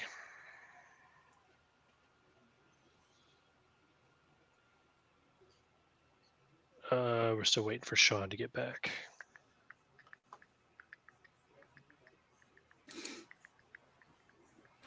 He said 1 for next initiative, didn't he? Did he? Oh, I didn't see him type that before the BRB. You're right, he did. Okay. And my bad guys are on 3. So next will be, I wonder if he actually rolled that or if he just said it. Tater, you're first. Good question. All right. So, is there anything extra I need to roll before I shoot into the crowd here that I'm aiming for? No, because you're aiming, right? Okay. So you just need to roll to see if you misfire. D10. Is this flintlock? Yes, a flintlock. I rolled a 10. Okay, you do not misfire. So roll D20 to hit. Sorry, almost dropped it and I had to catch it. No, I keep rolling them off the table. All right, that would be a 19 plus 5. That'll hit. And let me see. Wow, yes. Thanks to the aim, you hit the one you were aiming at. So amazing. Damage is 6. You kill it. Yeah, she waves her gun in the air with you. You shoot it, blood squirts out of his. Well, I was gonna say out of his chest, but they don't have chest. They just have head bodies. So yeah, just I can imagine blood sprays out of his face. Yes, and his hair's gonna go flying off in every which direction. His icky, nasty hair. Yeah. Because his whole head explodes. And next, I'm gonna have to start rolling in my dice box, but that's where I've stored all my dice, so there's no room to roll in it. Next up is John. There's only 2 remaining. One is got a nick on him, and the other one's not damaged at all. Whichever one's closest, your choice. We'll say it's the damaged one. That's the next one down on my list. So, yep. 18 plus his 9. You're at disadvantage. Don't forget. Ah. Oh, no. Yeah, no, you're not. We'll say you were. We'll carry the disadvantage over from the time you didn't use it. Okay. So roll second roll. You'll probably still hit with your. Yeah, I'm rolling the second one. It's first. a 13 plus 9. Yeah, you still hit. Okay. Damage. All right. 6 times 3 is 18. 18. He's badly wounded, but still up. And next on initiative will be Maze.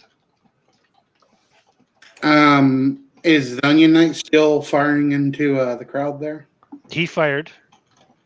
Okay. And so did Tater.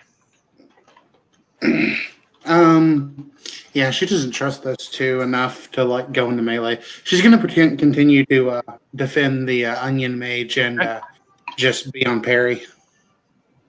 Okay, cool. And next then on initiative, let's see, 6. It's the bad guys. And there are 2 of them left. One of them will do the salt shaker attack. So I imagine he kind of puts his hands up and runs it through his hair and spraying salt in quotation marks all over you guys. Gross. So that's going to be a breath save from Sunderthunt and John Fremont. And the other one is going to do a high kick attack on John Fremont. And 16 does not hit. Is this at disadvantage or is it regular? The save. No, it's regular. Okay, 14. He saved. You made it. Okay. How did you do, Sean? So for the saves, you have to go lower. Equal to or higher. Okay, so I didn't pass. Wait, hang on. No, I didn't. You're at disadvantage on your next turn.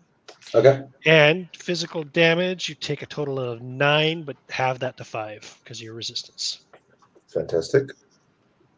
Because the salt, it's sharp and cutting, I suppose. I mean, of course, right? These guys have the worst dandruff in the world. Yeah. And it's Ozan's turn. All right, I'll pull my new pistol and aim at the fiend. Okay, cool. You start aiming. Yep. Very good. And then it is Sunderthunt. You have disadvantage to attack this turn. Disadvantage means I roll what? Roll twice and take the worst, just like, Okay. 5e. Yeah, regular disadvantage. Okay, so I will swing, and first is a 10, second is a 17, so I take the 10. Okay, a 10 total modified, right? 13 then. Oh, 13? That's just enough to hit. Oh, Okay, you just hit it. enough to hit. Yep. It is going to be a Damage. 7. Okay, he is very badly hurt, but still up. One more good blow should drop him. And we go to initiative. This fight's almost over. Bad guys on 3. Also, looking at the time, I think we're going to have to wrap it up after this fight. But let's see. Yeah, I'm okay for an hour, but that's about it. Personally. Okay, there we go. Initiatives are all in, so Maze is first. How many frog guys are left? How many what? Fry Guys? 2. Okay. So they're not called Fry Guys. That's copywritten. They're called Fry Fiends. Sorry. Apologize. Okay. And the Onion Mage is currently aiming? Copyrighted. The Onion Mage is aiming, correct. Okay. Yeah, then she's just going to continue to guard the mage with parry. She's not getting shot. Cool. So And she knows that he will shoot her, so... Tater. All right. Got any guns left, Tater? I should have my third gun left. Yeah, okay. Yeah, Aim. and I'm gonna go ahead and aim in this round. So she gets down, muttering under her breath, and carefully aims her gun at the not a fry guy. Yeah, the Fry Fiend. Next on initiative will be John. Swinging and swinging with the great spoon Biggie Vale. Not at disadvantage this time. That is a 13 plus 9, 22. The damage is a 5. At 3 is 15. That will hit damage. Oh, 15. Oh, 15 damage. He hit with the 22 and he did 15 damage. Too many numbers. I got lost in the math somewhere. Yep. Yeah, Sorry. you kill it. You destroy him. Yeah, you make a puddle out of him. And there's only one left. Fighting for his life. He's the last one. Would he maybe surrender? Would he try to surrender? I think he would. Yeah, I think he might. Yeah, he's going to try to surrender. He throws himself down on his knees. Oh, please, please don't kill me. It's the Ice Jester. He makes us do it. We work for him. I can tell you where he is. Is it up the tunnel ahead? Is it down the stairs? Yeah, because I think we already knew that. Maybe. Well, Hey, Bring the wizard forward. The wizard can tell if somebody's lying, and if you lie, you will die. there, I'm gonna step up and I'm oh, gonna, jeez, he's almost harmless.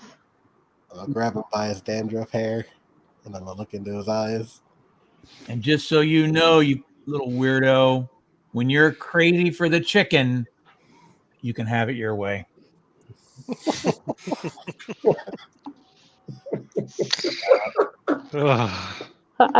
Save this guy and let's take care of our comrade in arms here.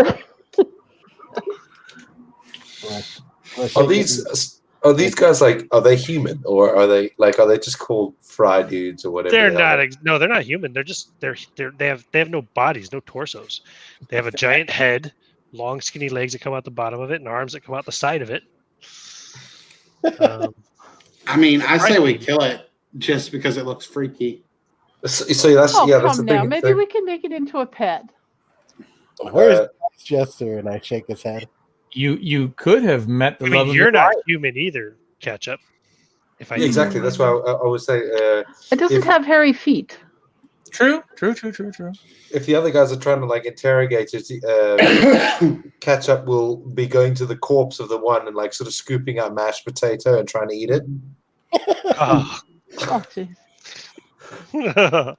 Oh bloody hell! Someone left all these mash here, and he starts eating it. That doesn't look very yummy. yeah, it's actually like flesh. It's gross. Oh, that's different then. Yep. Are you? Flesh You and have a blood, problem brain of some matter. sort? He immediately throws down the flesh. He's like, I White don't have corner my of his mouth. bifocals on. Ew. Do you like need a nap or something? Will he respond to my shaking him? Force the little weirdo to tell the truth in front of the wizard. Does anyone need? Maze is like, I'm not sharing a room with him again. Does anyone need healing? Yes. This might be a good time for it. Yeah. Okay. Take I'm another all right. take another potion here. Sure. Roll your d12 and mark off your potion. I did.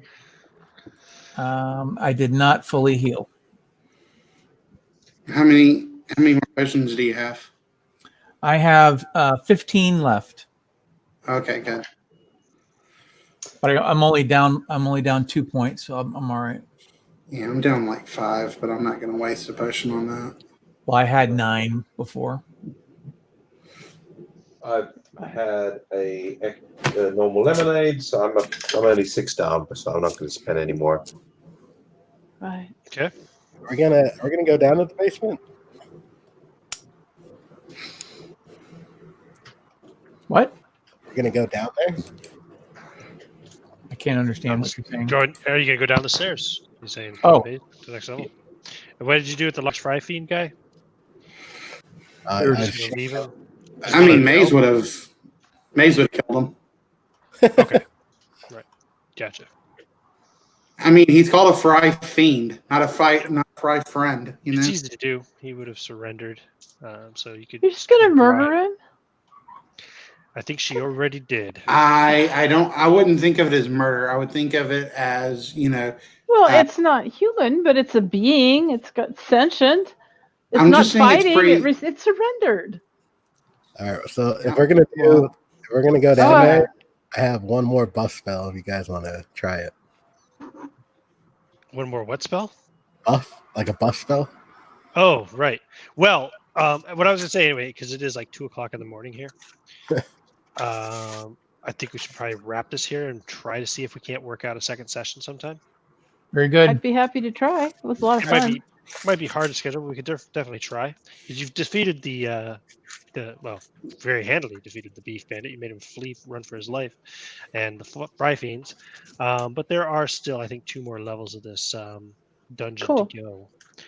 So I Yeah. will be leaving town on the 23rd of October for 2.5 weeks, but maybe we can get it in before I go. we'll see what we can work out. We'll talk in the chat and see if we can. I we can usually organize it. have If we can, we games can. If on we can't, Tuesdays, Wednesdays, Thursdays, and Sundays. yeah. The occasional All right. Saturday. Well, I'm gonna end the broadcast here anyway. So that Okay. was at least part of the adventure from Wendy's RPG. What the hell is it called now again? The Feast of Legends. Legends. Feastoflegends.com if you're interested in it. It looks basically, the system from what I've looked at looks like a simplified and like even possibly more powerful version of like the 5th edition D&D type thing. Not really for me, which is why I'm running it in a different system. But yeah, it's free, so you can't go wrong if you're interested in it. Thanks for playing, guys. And Woohoo! hopefully we can get together and do the second half of this dungeon. Oh, yeah. In the near I future. Indeed. hope so too. It was fun. That was good. When you